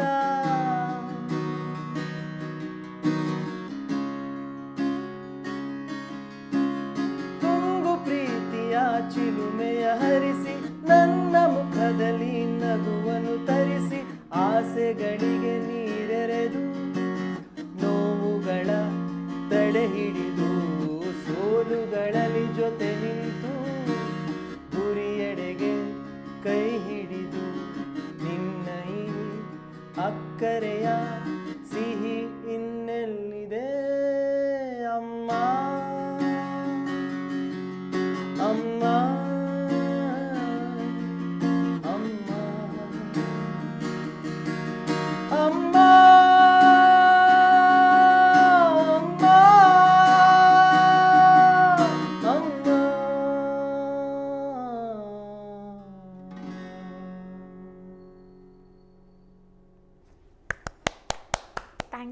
ಥ್ಯಾಂಕ್ ಯು ಸೊ ಮಚ್. ಅಂದರೆ ನೀವಾಗಲೇ ಇನ್ನೊಂದು ಮೆನ್ಷನ್ ಮಾಡಿದ್ರಿ, ಅವರು ರಿಂಗ್ ಟೋನ್ ಕೇಳಿ ಶುಭ ಮುದ್ಗಲ್ ಅವರು ಅದನ್ನ ಇಷ್ಟಪಟ್ಟಿದ್ರು. ಈ ಥರ ಎಷ್ಟೊಂದು ಏನೋ ಮಾಡೋಕ್ಕೆ ಹೋದಾಗ ಇನ್ನೇದಕ್ಕೋ ದಾರಿ ಮಾಡಿಕೊಡುತ್ತೆ ಡೆಫಿನೆಟ್ಲಿ. ಎಸ್ ಎಸ್ ಸರ್, ಇನ್ನೊಂದು ಒಂಥರ ಪ್ಲಸ್ ಪಾಯಿಂಟ್ ನಿಮ್ಮ ಕೆಲಸಗಳಲ್ಲಿ ನನಗೆ ಕಾಣಿಸೋದು ಏನಂದರೆ, ಫಸ್ಟ್ ಟೈಮ್ ಲಾಕ್ಡೌನ್ ಆದಾಗ ನಮ್ಮ ಇಂಡಿಯಾದಲ್ಲೇ ಮುಷ್ಕಿಲ್ ಮೇ ಜೀನಾ ಅನ್ನೋ ಒಂದು ಸಾಂಗ್ ನೀವು ಮಾಡಿದ್ರಿ. ಅಂದರೆ ಎಷ್ಟೋ ಕಷ್ಟಗಳನ್ನ ಅನುಭವಿಸ್ಬಿಟ್ವಿ, ಅದ್ರ ಮಧ್ಯೆ ನಾವು ಬದುಕೋದನ್ನು ಮರಿಬಾರ್ದು ಅನ್ನೋ ಒಂದು ಕಾನ್ಸೆಪ್ಟಲ್ಲಿ ಮಾಡಿದಂತಹ ಆ ಒಂದು ಈ ಥರ ಒಂದು ಅಪ್ರೋಚ್ ಮಾಡೋಣ ಅಂತ ನಿಮಗೆ ಯಾಕೆ ಅನಿಸಿದ್ದು? ಯಾಕೆಂದರೆ ಅದು ನಿಜನೇ, ನಮ್ಮ ಎಷ್ಟೇ ಕಷ್ಟಪಟ್ಟರೂ ಎಷ್ಟೇ ಕಷ್ಟ ಇದ್ದರೂ ನಮ್ಮ ಬದುಕೋದನ್ನು ನಾವು ಮರಿಬಾರ್ದು ಅಂತ. ಅಂದರೆ ಬದುಕೋದನ್ನು ಮರಿಬಾರ್ದು ಅಂದರೆ, ಫಾರ್ ಎಕ್ಸಾಂಪಲ್ ಆ ಟೈಮ್ನಲ್ಲಿ ನಾವು ಎಷ್ಟೊಂದು ಜನ ಏನು ತಮ್ಮ ಜೀವನ ಕಳ್ಕೊಳ್ತಾ ಇದ್ರು, ಜೀವನ ಕೊಡ್ತಾ ಹೋಗ್ತಾಯಿದ್ರು, ಜೀವನದ ಬಗ್ಗೆನೇ ಆಸೆ ಬಿಡೋ ರೀತಿಯಾದ ಒಂದು ಸಿಚುವೇಶನ್ ಬರ್ತಾಯಿತ್ತು. ನಮ್ಮ ಸುತ್ತಮುತ್ತಲು ಇರೋದನ್ನು ನೋಡಿ ಕೆಲವರು ತಮ್ಮ ಏನು ಸ್ಫೂರ್ತಿನ ಕಳ್ಕೊತಾಯಿದ್ರು. ಸೊ ಆ ಥರದ್ರಲ್ಲಿ ನಮಗೆ ಕಷ್ಟಗಳು ಬರುತ್ತೆ. Everybody goes through downs and ups in life, but that down is also part of life. ಏನೋ ಕಷ್ಟನೂ ಪಾರ್ಟ್ ಆಫ್ ಲೈಫ್, ಬಟ್ ಖುಷಿ ಇದ್ರೇ ಜೀವನ ಅನ್ನೋದಲ್ಲ. ಇದನ್ನು ನಾವು ಎದುರಿಸ್ಬೇಕು. ಏನು ಬ್ಯಾಡ್ times, good times, bad people, good people are part of life ಅನ್ನೋದನ್ನು ನಾವು ಅರ್ಥ ಮಾಡಿಕೊಂಡ್ರೆ, and everything is A situation. End of the day nothing is A problem, nothing is like bad in life. Everything is just A situation. It's about how we look at it and move on in our life ಅನ್ನೋದನ್ನು ಒಂದು ತಿಳ್ಕೊಳ್ಬೇಕು ಅನ್ನೋ ಒಂದು ದೃಷ್ಟಿಕೋನದಲ್ಲಿ ಈ ಹಾಡನ್ನ ಮಾಡಿದ್ದೆ. Sir, ಈ ಫೋಕ್ ಫ್ಯೂಷನ್ ಅನ್ನೋ ಒಂದು ಶೈಲಿ ಏನಿದೆ ಅದು ಬಹಳನೇ ಅಂದರೆ ಯೂನೀಕ್, ಹಾಗೆಯೇ ಬಹಳ ರೇರ್ ಅಂತ ಹೇಳಬಹುದು.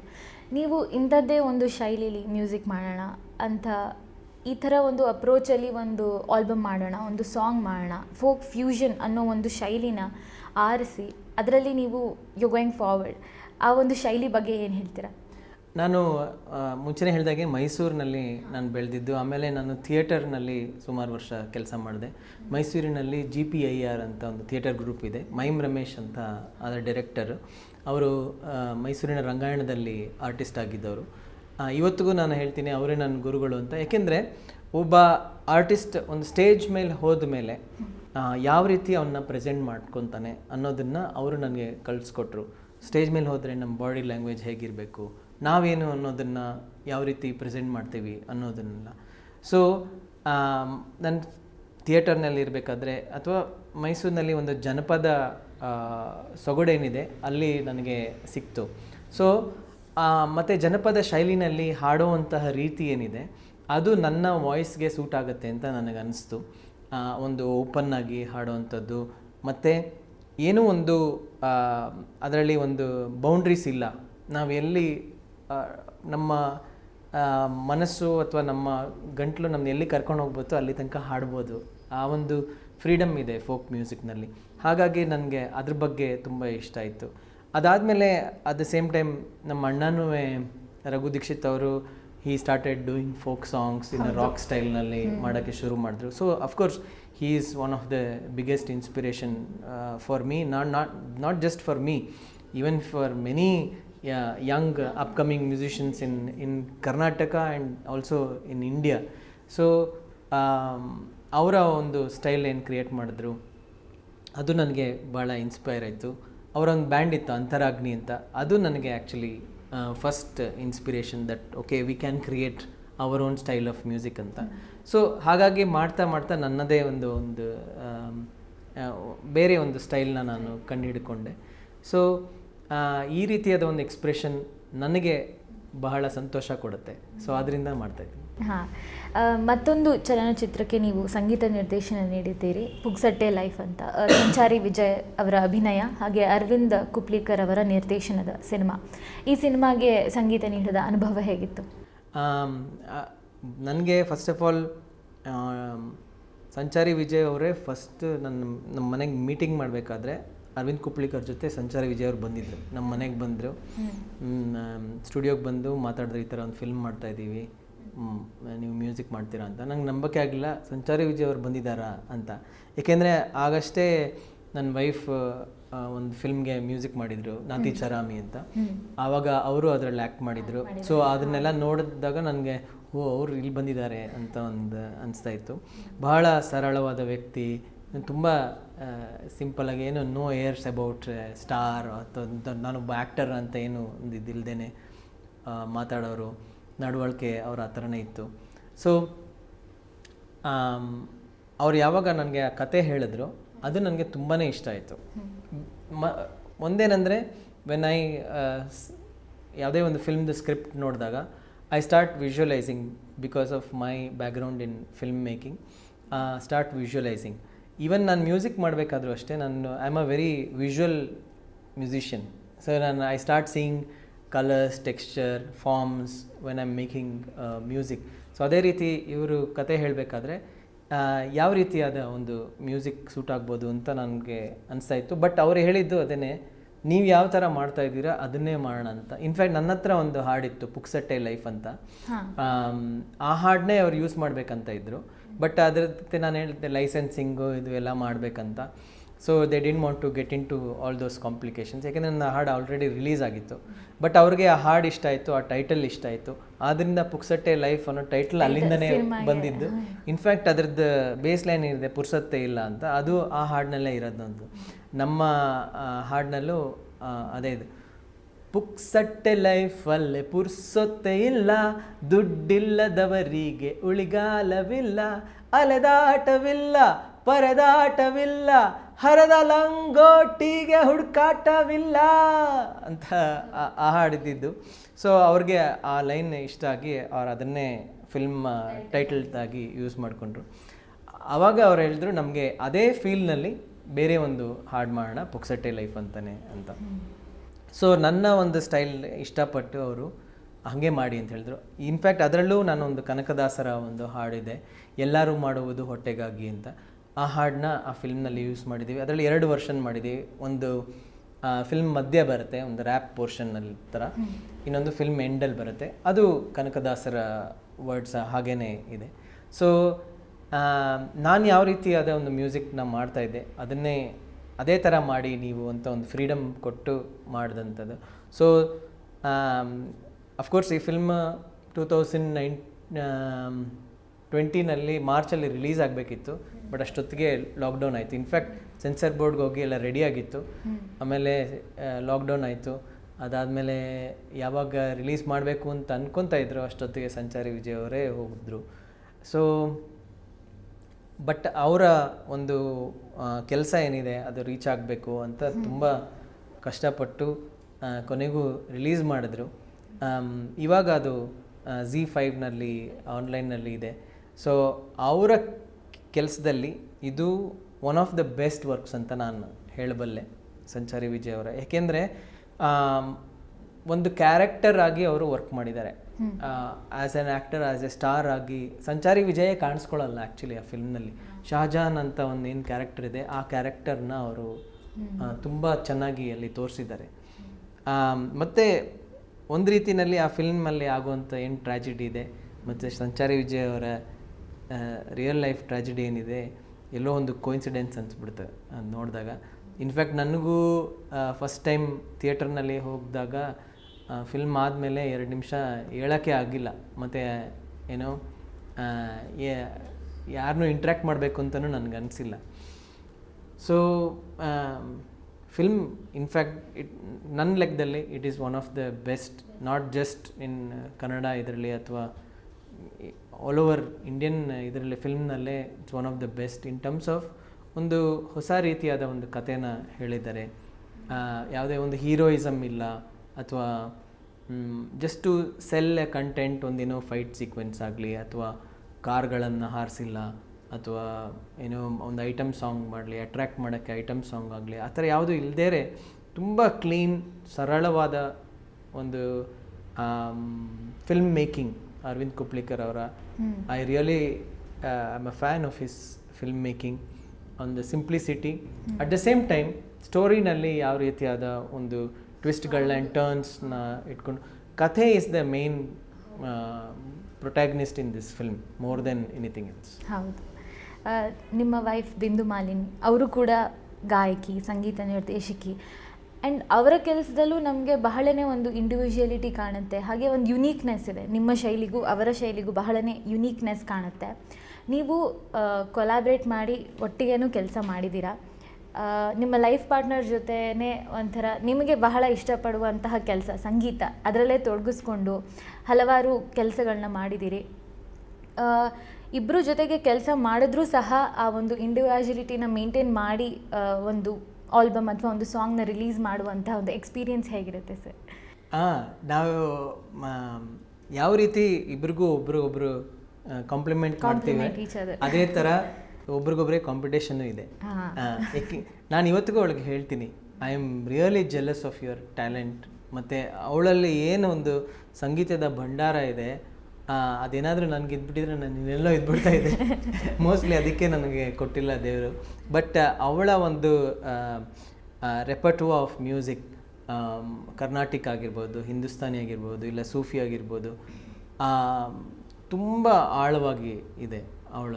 ಮತ್ತು ಅವಳು ಕೇಳುವಂತಹ ದೃಷ್ಟಿಕೋನ, ಮ್ಯೂಸಿಕ್ನ ಕೇಳುವಂಥ ದೃಷ್ಟಿಕೋನನೂ ತುಂಬ ಆಳವಾಗಿದೆ.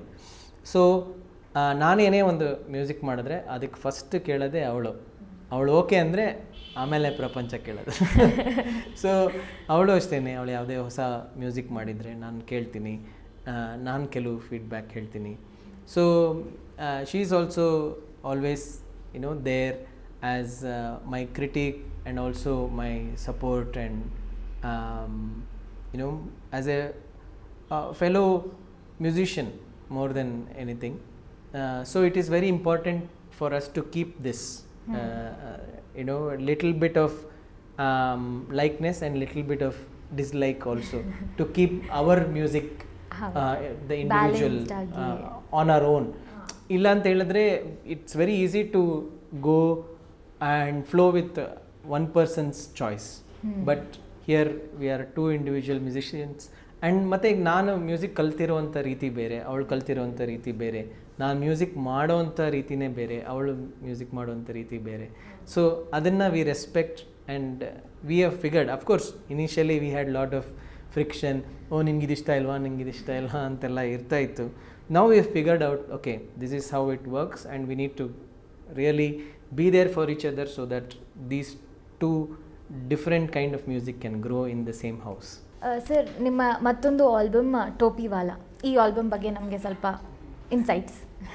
ನಮ್ಮದು Swarathma second album is called ಟೋಪಿವಾಲೆ. ಇದರಲ್ಲಿ ನಾವು ತುಂಬ ಸೋಷಲಿ ರಿಲೆವೆಂಟ್ ಸಬ್ಜೆಕ್ಟ್ಸ್ನ ಚೂಸ್ ಮಾಡಿದ್ದೀವಿ. ಟೋಪಿವಾಲೆ ಆಗಿರ್ಬೋದು, ಇಲ್ಲ ಒಂದು ಹಾಡಿದೆ ಕೂರಾನೆ ಅಂತ.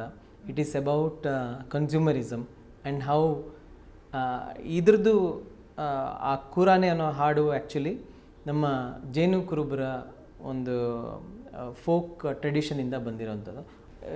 ಕುರುಬರ ಒಂದು ಟ್ರೈಬ್ ಏನಿರುತ್ತೆ, ಆ ಚೀಫಿನ ಹೆಂಡತಿ ಅವಳು ಪ್ರೆಗ್ನೆಂಟ್ ಆಗಿರುವಾಗ ಅವಳಿಗೆ ಕೂರಾನೆ ಅನ್ನೋ ಒಂದು ಪ್ರಾಣಿನ ತಿನ್ನಬೇಕು ಅಂತ ಆಸೆ ಆಗುತ್ತೆ.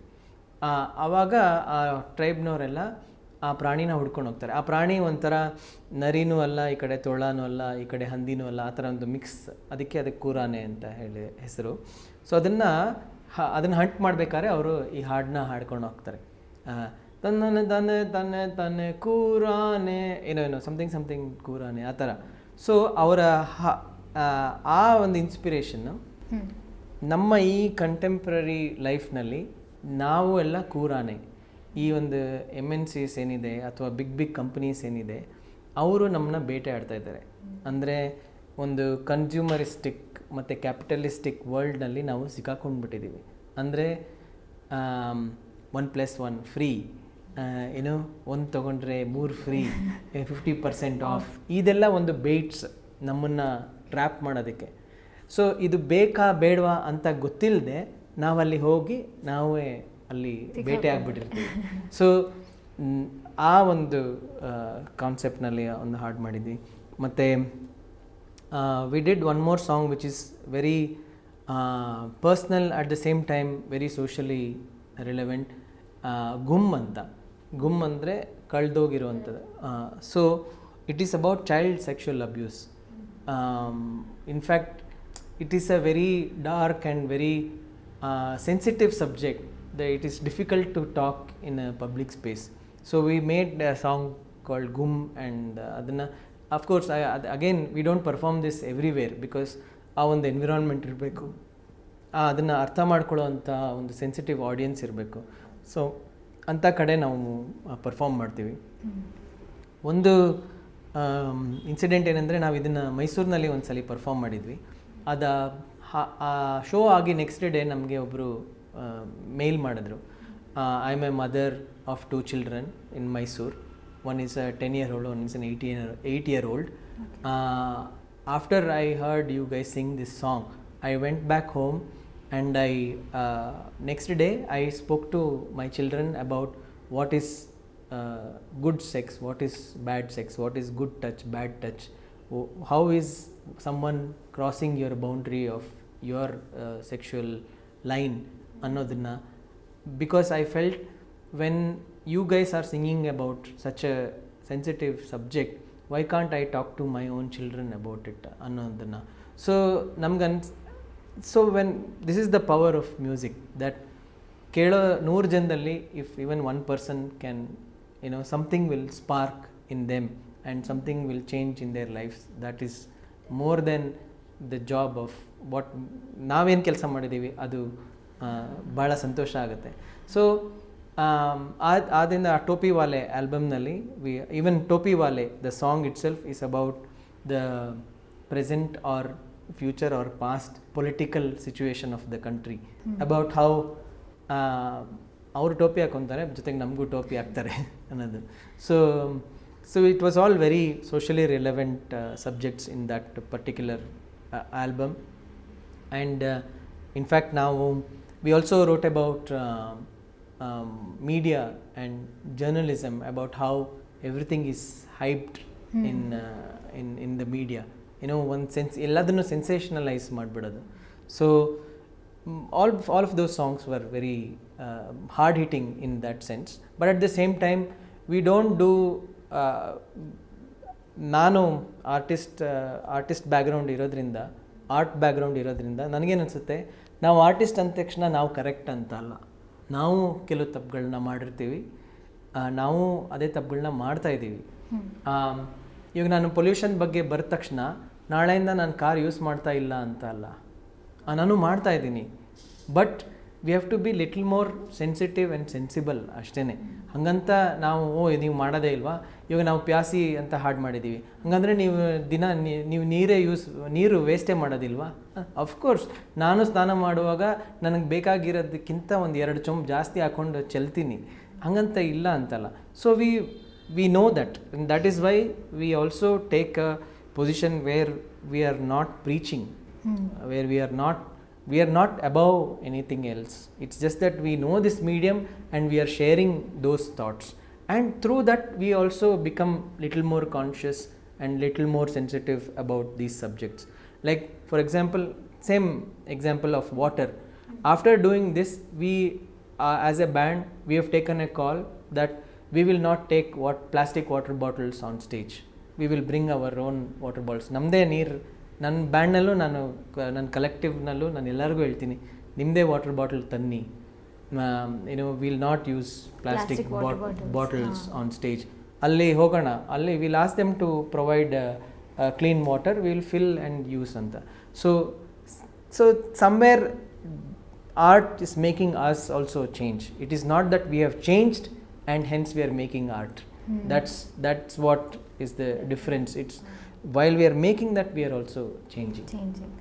ಸರ್, ನೀವು ಮಾಡಿರೋ ಒಂದು ಪ್ರತಿಯೊಂದು ಆಲ್ಬಮ್ ಸಾಂಗ್ಸಲ್ಲೂ ಅಂದರೆ ರಿಪೀಟೇಟಿವ್ನೆಸ್ ಕಾಣೋದಿಲ್ಲ. ಅಂದರೆ ನಾನು ಹೇಳೋದು ಆ ಕಾನ್ಸೆಪ್ಟ್ ಅಥವಾ ಥೀಮ್ ಏನಿರುತ್ತೆ, ನೀವು ಯಾವ ಬೇಸಿಸ್ ಮೇಲೆ ಈ ಥೀಮ್ ಮೇಲೆ ಒಂದು ಹಾಡು ಮಾಡೋಣ ಅಂತ ನಿಮಗನ್ಸುತ್ತೆ? ಅಂದರೆ ಹೇಗೆ ನೀವು ಈ ಥೀಮಲ್ಲಿ ಒಂದು ಸಾಂಗ್ ಮಾಡೋಣ ಅಂತ ಸೆಲೆಕ್ಟ್ ಮಾಡಿದ್ರೆ? ಯಾಕಂದರೆ ಯಾವುದು ಕೂಡ ರಿಪೀಟ್ ಆಗಿಲ್ಲ, ಎಲ್ಲನೂ ಬಹಳನೇ ವಿಭಿನ್ನವಾಗಿದೆ. So I always believe that artists have to be very vulnerable. Okay, so ನಮ್ಮ ಸೊಸೈಟಿನಲ್ಲಿ ಏನು ಆಗ್ತಾ ಇದೆ, ಏನೇನು ನಡೀತಾ ಇದೆ, ಅದು ನಮ್ಗೆ ಅಫೆಕ್ಟ್ ಆಗಲೇಬೇಕು. ಓಕೆ, ಅದು ಎಫೆಕ್ಟ್ ಆಗಿಲ್ಲ ಅಂದರೆ ಅದನ್ನು ನಾವು ಎಕ್ಸ್ಪ್ರೆಸ್ ಮಾಡೋಕ್ಕಾಗೋದಿಲ್ಲ. ಈಗ ಫಾರ್ ಎಕ್ಸಾಂಪಲ್ ಏನು ಕೊರೋನಾ ಬಗ್ಗೆ ಆಗಿರ್ಬೋದು ಅಥವಾ ಆಗಿರೋಂಥ ಸಿಚುವೇಶನ್ ಬಗ್ಗೆ ಆಗಿರ್ಬೋದು, ಅದು ನನಗೆ ಎಫೆಕ್ಟ್ ಆಗಿಲ್ಲ ಅಂದರೆ I will not be able to write a song like ಮುಷ್ಕಿಲ್ ಮೇಜಿನ. So that's why artists are very sensitive, at the same time very vulnerable, at the same time very expressive in that also. So ಈ ಎಲ್ಲ ವಿಷಯಗಳಿಗೆ ನಮ್ಮ ಹೃದಯ, ನಮ್ಮ ಬುದ್ಧಿ ತೆರೆದಿರಬೇಕು. ಆವಾಗ ಅದು ನಮಗೆ ಅಫೆಕ್ಟ್ ಆಗುತ್ತೆ, ನಮ್ಮಲ್ಲಿ ಹೋಗುತ್ತೆ. ಅದು ಬೇರೆ ಬೇರೆ ಥೀಮ್ಸ್ ಆಗಿ ಬೇರೆ ಬೇರೆ ವಿಷಯದಲ್ಲಿ ಹಾಡಾಗಿ ಬರುತ್ತೆ. So mostly we don't select the theme first. ನಾವು ಈ ವಿಷಯದ ಬಗ್ಗೆ ಹಾಡು ಮಾಡ್ತೀವಿ ಅಂತ ನಾವು ಮಾಡೋದಿಲ್ಲ. So most of the time we start jamming something, ಅಲ್ಲೇನೋ ಒಂದು ಫೀಲಿಂಗ್ ಕ್ರಿಯೇಟ್ ಆಗುತ್ತೆ, ಒಂದು ಎಮೋಷನ್ ಕ್ರಿಯೇಟ್ ಆಗುತ್ತೆ. ದೆನ್ ವಿ ಡಿಸ್ಕಸ್ ಇದು ಯಾವುದ್ರ ಬಗ್ಗೆ ಮಾಡ್ಬೋದು, ಇದು ಯಾವುದ್ರ ಬಗ್ಗೆ ನಿನಗೇನು ಅನಿಸ್ತಾ ಇದೆ. ಎಷ್ಟೊಂದು ಸಲ ನಮ್ಮ ಎಸ್ಪೆಷಲಿ ಸ್ವರಾತ್ಮದಲ್ಲಿ ನಾವು ಜಗಳ ಆಡ್ತೀವಿ, ಯಾವುದ್ರ ಬಗ್ಗೆ ಮಾಡ್ಬೋದು, ಇದು ಯಾವುದ್ರ ಬಗ್ಗೆ ಇರಬಹುದು ಬೇಡ ಅನ್ನೋದ್ರ ಬಗ್ಗೆ ಭಾಳಷ್ಟು ಜಗಳ ಆಡ್ತೀವಿ. ಅದೆಲ್ಲ ಆದಮೇಲೆ ಕೊನೆಗೆ ಒಂದು ಕನ್ಸೆನ್ಸಸ್ ಬಂದು we say okay let's write on this ಅಂತ. So in Swaratma it is mostly music first and then what it will be about. ನನ್ನ ಕಲೆಕ್ಟಿವ್ನಲ್ಲಿ ನಾನು ಎರಡೂ ಥರನೂ ಮಾಡ್ತೀನಿ. ವೆಲ್ ಟೇಕ್ ವರ್ಡ್ಸ್, ಅದ್ರ ಬಗ್ಗೆ ಅದನ್ನು ತಗೊಂಡು ನಾನು ಮ್ಯೂಸಿಕ್ ಮಾಡ್ತೀನಿ. ಈಗ ಅಷ್ಟೇ recently I did one song, ಕನಕದಾಸರ ಒಂದು ನಾನು ನೀನು ಅಂತ ಒಂದು ಹಾಡಿದೆ, ಅದನ್ನು I released as an album. I did like A 1 short music video, ಅಲ್ಲಿ ಕೆಲವು ಡ್ಯಾನ್ಸರ್ಸ್ನೆಲ್ಲ ಯೂಸ್ ಮಾಡಿಕೊಂಡು ಮಾಡಿದ್ದೀನಿ. Of course again lot of people shed, ಹೀಗೆ ನೀವು ಕನಕದಾಸರ ಪದನ ಈ ಥರ ಡಾನ್ಸರ್ಸ್ ಎಲ್ಲ ಇದ್ದಾರೆ, ಅವರೆಲ್ಲ ಚಿಕ್ಕ ಚಿಕ್ಕ ಬಟ್ಟೆ ಎಲ್ಲ ಹಾಕೊಂಡು ಡ್ಯಾನ್ಸ್ ಮಾಡಿದ್ದಾರೆ, ಆ ಥರ ಎಲ್ಲನೂ ಕಮೆಂಟ್ ಮಾಡಿದ್ದಾರೆ. Which is fine, which is okay. ಅದರಲ್ಲಿ ಒಂದು ಆಫ್ರೋ ಸ್ಟೈಲ್ ಡ್ಯಾನ್ಸರ್ಸ್ ಇದ್ದಾರೆ, ಭರತನಾಟ್ಯಂ ಡ್ಯಾನ್ಸರ್ಸು ಇದ್ದಾರೆ, ಸ್ಟ್ರೀಟ್ ಡ್ಯಾನ್ಸರ್ಸು ಇದ್ದಾರೆ. ಆ ಡ್ಯಾನ್ಸ್ಗೆ ಆ ವೇಷಭೂಷ ಈಸ್ ನೀಡೆಡ್. ಈ ಭರತನಾಟ್ಯಂನ ನಾನೇನು ಆ ಥರ ತೋರಿಸಿಲ್ಲ, ಭರತನಾಟ್ಯಂನ ಟಿಪಿಕಲ್ ಭರತನಾಟ್ಯಂ ಡ್ಯಾನ್ಸ್ ಕಾಸ್ಟ್ಯೂಮ್ನಲ್ಲೇ ಇದ್ದಾರೆ. ಸೊ ಆ ರೀತಿ ಕೆಲವುದು ಹಾಡುಗಳು ಇನ್ಸ್ಪೈರ್ಸ್ ಮ್ಯೂಸಿಕ್, ಕೆಲವು ಸಲ ಮ್ಯೂಸಿಕ್ ಇನ್ಸ್ಪೈರ್ಸ್ ಹಾಡು and the subject or theme. So it is never the same. That's why somewhere there is different kinds of music also. Because ನಾನು ಕೇಳೋವಂಥದ್ದು ಅಷ್ಟೇ, ನಾನು for a long time I listen to some kind of artist, ಅದಾಗಿ I change, I will go to some random unknown music section. Like for example ಇವತ್ತು ನಾನು I picked up walking anta playlist I started. So I started listening lot of pop and very peppy kind of music which I have not heard before at all. So those also will inspire probably sometime later. So and also ನಮ್ಮ ಬ್ಯಾಂಡ್ನಲ್ಲಿ ಬೇರೆ ಬೇರೆ ಥರ musicians ಇದ್ದಾರೆ, ಅವರ ಒಂದು backgrounds ಇದೆ, ಬೇರೆ ಬೇರೆ ಥರ ಇದೆ. ಕೆಲವರು ವೆಸ್ಟರ್ನ್ ರಾಕ್ ಅಥವಾ ಕರ್ನಾಟಿಕ್ ಆಗಿರ್ಬೋದು, ಕೆಲವರು ಹಿಂದೂಸ್ತಾನಿ ಮ್ಯೂಸಿಕ್ ಇದೆ. ಸೊ ಅವರ ಎಲ್ಲ ಇನ್ಫ್ಲೂಯೆನ್ಸುವೇ ಆ ಮ್ಯೂಸಿಕ್ನಲ್ಲಿ ಬರುತ್ತೆ. ಮತ್ತು ಅದು ಬರೋದಕ್ಕೆ ನಾವು ಅವಕಾಶ ನಾವು ಮಾಡಿಕೊಡ್ತಾನೆ ಇದ್ದೀವಿ. ಸೊ ಆದ್ದರಿಂದ ಬೇರೆ ಬೇರೆ ಥರ ಮ್ಯೂಸಿಕ್ ಬರೋಕ್ಕೆ ಚಾನ್ಸ್ ಇದೆ. ನೀವು ಇಂಡಿ ಮ್ಯೂಸಿಷಿಯನ್ ಅಂದರೆ ನಿಮ್ಮ ಒಂದು ಬ್ಯಾಂಡ್ ಇದೆ, ನೀವಾಗಲೇ ಹೇಳ್ದಂಗೆ ಇಂಡಿ ಮ್ಯೂಸಿಷಿಯನ್ಸಲ್ಲಿ ಹೇಗಾಗುತ್ತೆ ಅಂದರೆ ನಾವೆಲ್ಲರೂ ಒಂದು ಫೆಲೆ ಮ್ಯೂಸಿಷಿಯನ್ಸ್ ಥರ. ಹಾಗಾಗಿ ನೀವು ಒಂದು ಡ್ಯುಯಲಿಸ್ಟ್ ಇಂಕ್ವೈರಿ ಅನ್ನೋ ಒಂದು ಬ್ಯಾಂಡ್ ಜೊತೆ ನೀವು ಜಾಮಿಂಗ್ ಮಾಡಿದ್ದೀರಿ. ಈ ಸೆಷನ್ಸ್ ಹೇಗಿರುತ್ತೆ? ನಾವು ಎಕ್ಸ್ಪೀರಿಯೆನ್ಸ್ ಮಾಡುವಾಗ ನಮ್ಮ ಕಡೆಯಿಂದ ಒಂದು ಬೇರೆ ಫೀಲಿಂಗ್ ಇರುತ್ತೆ, ನೀವೇ ಇನ್ನೊಂದು ಬ್ಯಾಂಡ್ ಜೊತೆ ಕೊಲಾಬ್ರೇಟ್ ಆಗಿ ಒಂದು ಜಾಮಿಂಗ್ ಮಾಡಬೇಕಾದ್ರೆ ಆ ಎಕ್ಸ್ಪೀರಿಯೆನ್ಸ್ ಹೇಗಿರುತ್ತೆ sir? For that particular period it is like sharing a very close part of you with some unknown person. It is actually like going on a date with an unknown person. So when you go on a date also you kind of share some vulnerable part of you. You have to, and also you hold back at some part of yourself. So illu ashtene ಈಗ ಒಬ್ಬ ಹೊಸ musician ಜೊತೆ ಬಂದರೆ ನಾನು ಏನು ಪಾರ್ಟ್ನ ನನಗೆ ಗೊತ್ತಿಲ್ಲದೆ ಇರೋದನ್ನು ಹೇಗೆ ಅವನ ಹತ್ರ ಹೇಳ್ಕೊಳ್ಳ ಬೇಡವಾ, ಅಥವಾ we try to picture the best part of our selfs. And also ಅವರು ಮ್ಯೂಸಿಷಿಯನ್ ಅಷ್ಟೇ, they will try to give us the best part of themselves. That's why the collaborations are always very nice, because we try to put in the best of ourselves. And in that there is, little bit of yes, no, this is happening, not happening. So I'm not saying not all collaborations may not be best all the time, but it is an experience, and then some become very successful, some don't. In fact Dualist Inquiry ಜೊತೆ ನಾವು collaborate ಮಾಡಿದಾಗಲೂ ಅಷ್ಟೇ, ಅವ್ನಿಗೆ actually Kannada ಗೊತ್ತೇ ಇಲ್ಲ. ನಾವು ಒಂದು ಹಾಡು ಮಾಡಿದ್ವಿ, ನಾನೇ ದಾರಿ ಅಂತ. ಆ ಹಾಡನ್ನ ಅವನಿಗೆ ಕಳಿಸಿದ್ವಿ. ಅವ್ರು ಕೇಳಿ ಲಿರಿಕ್ಸ್ದು ಅರ್ಥ ಎಲ್ಲ ತಿಳ್ಕೊಂಡು he came up with his own version. In fact, ನಾವು we don't play the original version. ನಾವು ಬ್ಯಾಂಡ್ ಆಗಿ ನಾವೇನು ಸ್ಟಾರ್ಟ್ ಮಾಡಿದ್ವಿ ಆ ಹಾಡು, ಆ ವರ್ಷನ್ನ we don't perform anymore. We only play his version because we felt this is better than the original.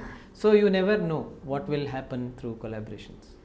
Sir, ನಿಮ್ಮ ವಾಸು ದೀಕ್ಷಿತ್ ಕಲೆಕ್ಟಿವ್ನ ವಾಸು ದೀಕ್ಷಿತ್ ಆಲ್ಬಮ್ ಒಂಥರ ಬಹಳನೇ ಫೇಮಸ್ ಆಲ್ರೆಡಿ ಆಗೋಗಿದೆ. ಅದರ ಒಂದು ಸಾಂಗ್ನ ನಮಗೋಸ್ಕರ ಹಾಡಬಹುದಾ? ಖಂಡಿತ.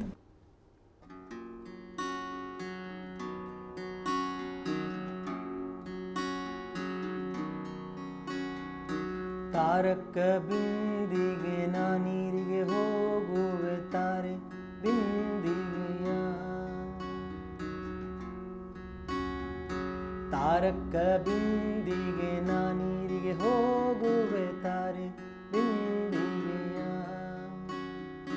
ಬಿಂದಿಗೆ ಒಡೆದರೆ ಒಂದೇ ಕಾಸು, ಬಿಂದಿಗೆ ಒಡೆದರೆ ಒಂದೇ ಕಾಸು, ತಾರೆ ಬಿಂದಿಗೆಯ, ತಾರೆ ಬಿಂದಿಗೆಯ, ತಾರಕ ಬಿಂದಿಗೆ ನಾನೀರಿಗೆ ಹೋಗುವೆ ತಾರೆ ಬಿಂದಿಗೆಯ, ತಾರಕ ಬಿಂದಿಗೆ ನಾನೀರಿಗೆ ಹೋಗುವೆ ತಾರೆ ಬಿಂದಿಗೆಯ.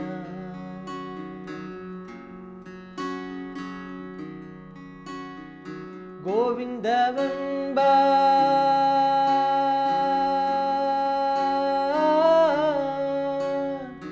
ಗೋವಿಂದವೆಂಬ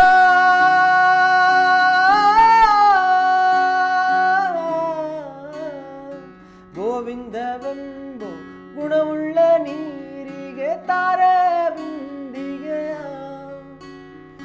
Purandara ವಿಠಲನಿಗೆ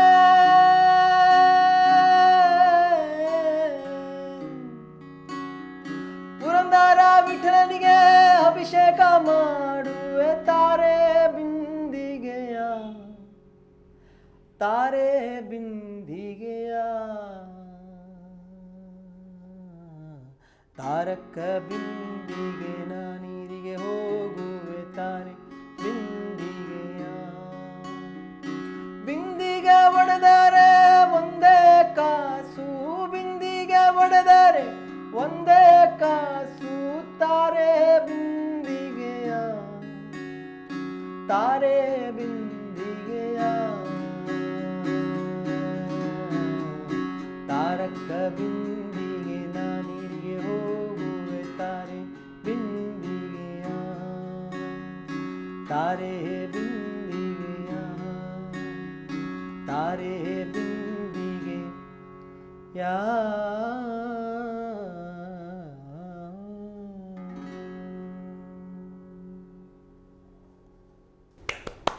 thank you so much sir.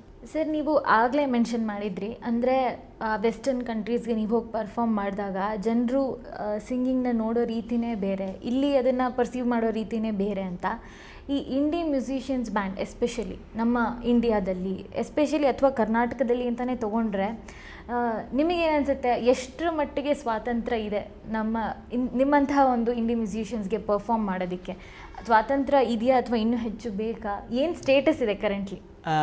ಈಗಲೂ ನಾನು ಕೆಲವು ಶೋಸ್ ಮಾಡಬೇಕಾದ್ರೆ ಕೆಲವರು ಫಿಲ್ ಮಾಡಿ ಹೇಳಿ, ಆ ಹಾಡು ಹೇಳಿ, ಈ ಹಾಡು ಹೇಳಿ ಅಂತ ರಿಕ್ವೆಸ್ಟ್ ಮಾಡ್ತಾರೆ.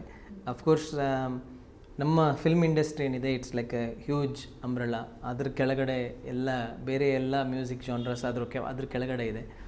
ಸೊ ನನಗನ್ಸುತ್ತೆ ಇಂಡಿ ಮ್ಯೂಸಿಕ್ ಏನಿದೆ ಇನ್ನಷ್ಟು ಎಕ್ಸ್ಪೋಸ್ ಆಗಬೇಕು ಒಂದು, ಮತ್ತು ಜನರೂ ಬೇರೆ ಬೇರೆ ಥರ ಮ್ಯೂಸಿಕ್ಕು ಎಕ್ಸ್ಪೋಸ್ ಆಗಬೇಕು. ಬರೀ ಫಿಲ್ಮ್ ಮ್ಯೂಸಿಕ್ ಒಂದೇ ರೀತಿಯಾದ ಒಂದು ಮ್ಯೂಸಿಕ್ ಅಲ್ಲ. ಅಫ್ಕೋರ್ಸ್ ಫಿಲ್ಮ್ ಮ್ಯೂಸಿಕ್ನಲ್ಲಿ ಚೆನ್ನಾಗಿರೋ ಮ್ಯೂಸಿಕ್ ಬರ್ತಾ ಇದೆ, ಇಲ್ಲ ಅಂತ ನಾನು ಹೇಳ್ತಾ ಇಲ್ಲ. ಬಟ್ ಆ ಒಂದು ಫಾರ್ಮ್ಯಾಟ್ ಬಿಟ್ಟು ಬೇರೆ ಮ್ಯೂಸಿಕ್ ಇದೆ. ಯಾಕೆಂದರೆ ಇಂಡಿ ಮ್ಯೂಸಿಕ್ನಲ್ಲಿ ಬರೀ ಏನೋ ನೀನು ಚೆನ್ನಾಗಿದೆಯಾ, ನಾನು ಚೆನ್ನಾಗಿದೆಯಾ, ನಿನ್ನ ಕಣ್ಣು ಚೆನ್ನಾಗಿದೆ, ನನ್ನ ಸೊಂಟ ಚೆನ್ನಾಗಿದೆ, ಬರೀ ಇಷ್ಟೇ ಅಲ್ಲ, ಅದು ಬಿಟ್ಟು ಬೇರೆ ಹಲವಾರು ವಿಚಾರಗಳನ್ನ ಹೇಳೋದಕ್ಕೆ ಒಂದು ಅವಕಾಶ ಇದೆ. ಸೊ ಅದಕ್ಕೆ ನಾವು ಓಪನ್ ಆಗಬೇಕು ಅಂತ ನನಗೆ ಅನಿಸ್ತಾ ಇದೆ. ಈಗಲೂ ಕೆಲವು ಸಲ ನಾನು ನಮ್ಮ ರಿಲೇಟಿವ್ಸ್ನ ಮೀಟ್ ಮಾಡೋಕ್ಕೆ ಹೋದಾಗ ಹೇಳ್ತಾರೆ, ನೀನು ಯಾಕೆ ಫಿಲ್ಮ್ ಮ್ಯೂಸಿಕ್ ಮಾಡೋದಿಲ್ಲ, ಅಟ್ಲೀಸ್ಟ್ ಸೀರಿಯಲ್ಗಾದರೂ ಮ್ಯೂಸಿಕ್ ಮಾಡೋ, ಫೇಮಸ್ ಆಗ್ಬಿಡ್ತೀಯಾ, ಇಲ್ಲಾಂದರೆ ಬಿಗ್ ಬಾಸ್ಗೆ ಬಂದುಬಿಡೋ, ಫೇಮಸ್ ಆಗ್ಬಿಡ್ತೀಯಾ. ಸೊ ಎಲ್ಲರಿಗೂ ಏನನ್ಸುತ್ತೆ, ನಾವು ಫೇಮಸ್ ಆಗಿಬಿಟ್ರೇ ಒಳ್ಳೆ ಮ್ಯೂಸಿಷಿಯನ್, ಅಥವಾ ಫೇಮಸ್ ಆದವರೆಲ್ಲ ಏನೋ ತುಂಬ ಏನೋ ಅಚೀವ್ ಮಾಡಿಬಿಟ್ಟಿದ್ದಾರೆ ಅಂತ ಅಂದ್ಕೊತಾರೆ. ಸೊ ನನಗೆ ನನ್ನ ಸೆಲ್ಫ್ ಎಕ್ಸ್ಪ್ರೆಷನ್ ಮತ್ತು ನನ್ನ ರೀತಿಯಾದ ಒಂದು ಮ್ಯೂಸಿಕ್ ಏನಿದೆ ಅದನ್ನು ಮಾಡೋದು ಭಾಳ important, rather than reaching any superficial goals in life. Sir, ನೀವಾಗಲೇ ನಿಮ್ಮ ಒಂದು ಹೊಸ ಪ್ರಾಜೆಕ್ಟ್ ಬಗ್ಗೆ ಮೆನ್ಷನ್ ಮಾಡಿದ್ರಿ, ಪದ ಅಂತ. ಅದರ ಜೊತೆಗೆ ನಿಮ್ಮ ಮುಂದಿನ ಯಾವ್ದಾದ್ರು ಪ್ರಾಜೆಕ್ಟ್ಸ್ ಬಗ್ಗೆ ನಮ್ಮ ಜೊತೆ ಹಂಚ್ಕೊಳ್ಬಹುದಾ? ಅಟ್ ಪ್ರೆಸೆಂಟ್ ಇದೆ ಪ್ರಾಜೆಕ್ಟ್ ಇರೋದು, ಪದ ಪ್ರಾಜೆಕ್ಟ್. ಅಫ್ಕೋರ್ಸ್ ನನ್ನ ಸೋಲೋ ಸಾಂಗ್ಸ್ ಮಾಡ್ತಾಯಿದ್ದೀನಿ. I am working on 4 songs E P ಅಂದರೆ ಎಲಾಂಗೇಟೆಡ್ ಪ್ಲೇ, ಅಂದರೆ it's like A mini album. ಅದ್ರ ಬಗ್ಗೆ ವರ್ಕ್ ಮಾಡ್ತಾಯಿದ್ದೀನಿ. Again all live music recording. ನನ್ನ ವಾಸು ದೀಕ್ಷಿತ್ ಕಲೆಕ್ಟಿವ್ನಲ್ಲಿ ಯಾರ್ಯಾರು ಬ್ಯಾಂಡ್ ಮೆಂಬರ್ಸ್ ಇದ್ದಾರೆ, ನಾವೆಲ್ಲ ಸೇರಿ ಮಾಡ್ತಾಯಿದ್ದೀವಿ. ಇದಕ್ಕೆ ಮುಂಚೆ ನಾನು ವಾಸು ದೀಕ್ಷಿತ್ ಲೈವ್ ಸೆಷನ್ ಅಂತ ಮಾಡಿದ್ದೆ. ಅದರಲ್ಲಿ ನಾನು ತಾರಕ ಬಿಂದಿಗೆ ಹಾಡನ್ನು ನಾನಲ್ಲೇ ರೆಕಾರ್ಡ್ ಮಾಡಿದ್ದು. Like we had around 19 musicians, including ಒಂದು ಹಾಡಿನಲ್ಲಿ 8 ಜನ ಮಕ್ಕಳು ಕೋರಸ್ ಹಾಡೆಲ್ಲ ಹೇಳ್ತಾರೆ. So everything was recorded live and also we done the video live. So ಈ ರೀತಿಯಾದ ಒಂದು ಎಲ್ಲ ಎಕ್ಸ್ಪೆರಿಮೆಂಟ್ ಮಾಡಬೇಕು ಅನ್ನೋದೊಂದು. ಸೊ ಈ ಒಂದು E P is the next project that I am working, because I felt again I want to experiment doing more live recording ಅಂತ ಅನಿಸ್ತು. ಇನ್ನಷ್ಟು ಸ್ಟ್ರಿಂಗ್ ಸೆಕ್ಷನ್ಸ್ ಆಗಲಿ ಅಥವಾ ಹಾರ್ನ್ ಸೆಕ್ಷನ್ಸ್ ಆಗಲಿ ಇನ್ನಷ್ಟು ವೋಕಲಿಸ್ಟ್ಸ್ನ ಹಾಕ್ಕೊಂಡು ಮಾಡಬೇಕಂತ. So I might fail, but I will like the process. Sir, ಅಂದರೆ I am out of words actually. ಇಷ್ಟೊತ್ತು ನಿಮ್ಮ ಜೊತೆ ಕೂತು ನಿಮ್ಮ ಒಂದು ಎಕ್ಸ್ಪೀರಿಯನ್ಸಸ್ ಆಗಿರಬಹುದು, ನಿಮ್ಮ ಒಂದು ಆ ಬ್ಯಾಕ್ಗ್ರೌಂಡ್ ಸ್ಟೋರೀಸ್ ನೀವೇನೇನು ಹೇಳಿದ್ದು, ನಿಮ್ಮ ಚೈಲ್ಡ್ಹುಡ್ಡಿಂದ ಹಿಡಿದು ಇವಾಗಿನವರೆಗೂ ನಿಮ್ಮ ಮುಂದಿನ ಪ್ರಾಜೆಕ್ಟ್ಸ್ ಬಗ್ಗೆ ತಿಳ್ಕೊಂಡು ಬಹಳ ಖುಷಿಯಾಗಿದೆ. ಆ್ಯಂಡ್ ಲೈವ್ ಆಗಿ ಎದುರುಗಡೆ ನಿಮ್ಮ ವಾಯ್ಸಲ್ಲಿ ಆ ಹಾಡುಗಳನ್ನ ಕೇಳಿದ್ದು ಇನ್ನೂ ಹೆಚ್ಚು ಖುಷಿಯಾಗಿದೆ. Thank you so much for giving us your time and so much insights about the music background you have. Thank you. ತುಂಬ ಕೃತಜ್ಞತನಾಗಿದ್ದೇನೆ. ಏಕೆಂದರೆ ಒಬ್ಬ ಆರ್ಟಿಸ್ಟ್ಗೆ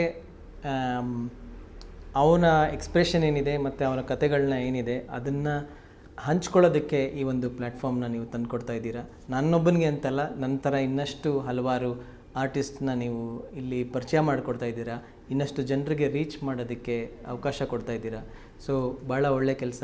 ಧನ್ಯವಾದಗಳು. ಇದೇ ರೀತಿ ನಿಮ್ಮ ಎಲ್ಲ ಕಾರ್ಯಕ್ರಮಗಳು ಯಶಸ್ವಿಯಾಗಲಿ ಅಂತ ನಾನು ಭಾವಿಸ್ತೇನೆ. Thank you sir. ನೀವು ಏನಂತಿದ್ದೀರಾ, ನೀವು ಹೊಸ ಒಂದು ಎಕ್ಸ್ಪೀರಿಯೆನ್ಸ್ ಮಾಡಬೇಕಂತಿದ್ದೀರಾ, ಅದಕ್ಕೂ ಕೂಡ ನಮ್ಮ ತಂಡ ಮಾಧ್ಯಮ ಅನೇಕದ ಪರವಾಗಿ ಆಲ್ ದ ವೆರಿ ಬೆಸ್ಟ್. ಕೊನೆಯದಾಗಿ ನಿಮ್ಮ ಅನೇಕ ಆಲ್ಬಮ್ಸ್ ಇದೆ, ಎಷ್ಟೊಂದು ಫೋಕ್ ಫ್ಯೂಷನ್ ಇರಬಹುದು, ಬೇರೆ ರೀತಿಯ ಹಾಡುಗಳಿರ್ಬೋದು, ನಿಮಗೆ ಮೆಚ್ಚುಗೆ ಆಗೋ ಅಂಥದ್ದು ಅಂತ ನಾನು ಕೇಳೋಕ್ಕಾಗೋದಿಲ್ಲ. ಆದರೆ ನಮಗೋಸ್ಕರ ಒಂದು ಲಾಸ್ಟ್ ಒಂದು ಸಾಂಗ್ನ ಬಿಟ್ಟು ನಮಗೋಸ್ಕರ ಒಂದು ಹಾಡಬಹುದಾ? So we can end it. ರಾಗಿ ತಂದಿರಾ ಭಿಕ್ಷೆಗೆ ರಾಗಿ ತಂದಿರಾ, ರಾಗಿ ತಂದಿರಾ ಭಿಕ್ಷೆಗೆ ರಾಗಿ ತಂದಿರಾ, ಯೋಗ್ಯರಾಗಿ ಭೋಗ್ಯರಾಗಿ ಭಾಗ್ಯವಂತರಾಗಿ, ಯೋಗ್ಯರಾಗಿ ಭೋಗ್ಯರಾಗಿ ಭಾಗ್ಯವಂತರಾಗಿ. ರಾಗಿ ತಂದಿರಾ ಭಿಕ್ಷೆಗೆ ರಾಗಿ ತಂದಿರಾ, ರಾಗಿ ತಂದಿರಾ ಭಿಕ್ಷೆಗೆ ರಾಗಿ ತಂದಿರಾ.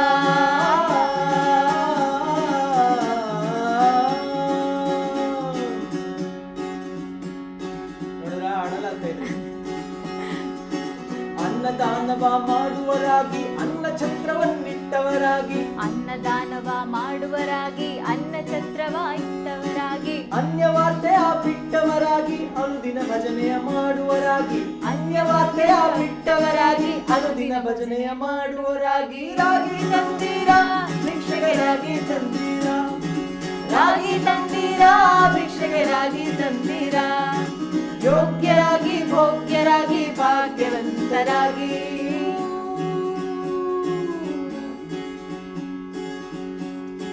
ಕಾಮಕ್ರೋಧವ ಅಳಿದವರಾಗಿ, ನೇಮ ನಿತ್ಯವ ಮಾಡುವರಾಗಿ, ಕಾಮಕ್ರೋಧವ ಅಳಿವರಾಗಿ, ದೇವನಿತ್ಯವ ಮಾಡುವರಾಗಿ, ರಾಮನಾಮವ ಜಪಿಸುವರಾಗಿ, ಪ್ರೇಮದಿ ಕುಣಿ ಕುಣಿದಾಡುವರಾಗಿ, ರಾಮನಾಮವ ಜಪಿಸುವರಾಗಿ, ಪ್ರೇಮದಿ ಕುಣಿ ಕುಣಿದಾಡುವರಾಗಿ. ಸೊ ನೋಡಿ, ಪುರಂದರದಾಸರು ಅವಾಗಲೇ ಹೇಳಿದ್ದಾರೆ, ಭಕ್ತಿಯಿಂದ ನಾವು ದೇವರ ಹೆಸರನ್ನ ಹೇಳಿದ್ರೆ ಪ್ರೀತಿ ಎಂಬ ನೃತ್ಯ ತಾನಾಗಿ ಹುಟ್ಕೊಳ್ಳುತ್ತೆ.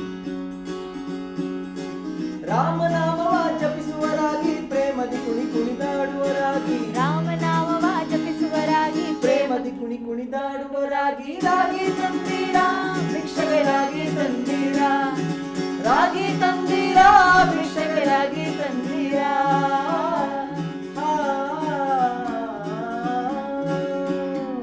ಈಗ ಟಂಗ್ ಟ್ವಿಸ್ಟರ್ ನಿಮಗೆ. ಅಯ್ಯೋ ದೇವ್ರೆ. ಶ್ರೀರಮಣನ ದಿನ ನೆನೆಯುವರಾಗಿ, ಗುರುತಿಗೆ ಬಾಹೋರಂಥವರಾಗಿ. So you can the best way. ಹಾ, ಲಿಪ್ ಸಿಂಕ್ ಮಾಡ್ಲಾ ಸರ್? ಶ್ರೀರಮಣನ ದಿನ ನೆನೆಯುವರಾಗಿ, ಗುರುತಿಗೆ ಬಾಹೋರಂಥವರಾಗಿ. ಪರವಾಗಿಲ್ಲ ಬಿಡಿ. ಡೆಫಿನೆಟ್ಲಿ ಕಲಿತೀನಿ ಸರ್ ಇವಾಗ. ಕರೆದರೆ ಭವವನ್ನು ನೀಗುವರಾಗಿ, ಪುರಂದರ ವಿಠಲನ ಸೇವಿಪರಾಗಿ, ಪುರಂದರ ವಿಠಲನ ಸೇವಿಪರಾಗಿ, ಪುರಂದರ ವಿಠಲ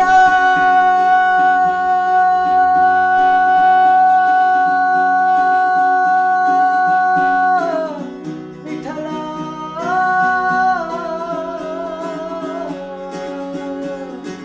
ಕರೆದರ ಭವವನ್ನು ನೀಗುವರಾಗಿ, ಪುರಂದರ ವಿಠಲನ ಸೇವಿಪರಾಗಿ. ರಾಗಿ ತಂದೀರಾ ಭಿಕ್ಷೆಗೆ ರಾಗಿ ತಂದೀರಾ, ಯೋಗ್ಯರಾಗಿ ಭೋಗ್ಯರಾಗಿ ಭಾಗ್ಯವಂತರಾಗಿ, ಯೋಗ್ಯರಾಗಿ ಭೋಗ್ಯರಾಗಿ ಭಾಗ್ಯವಂತರಾಗಿ. ರಾಗಿ ತಂದೀರಾ ಭಿಕ್ಷೆಗೆ ರಾಗಿ ತಂದೀರಾ, ಹರಿ. ರಾಗಿ ತಂದೀರಾ ಭಿಕ್ಷೆಗೆ ರಾಗಿ ತಂದೀರಾ,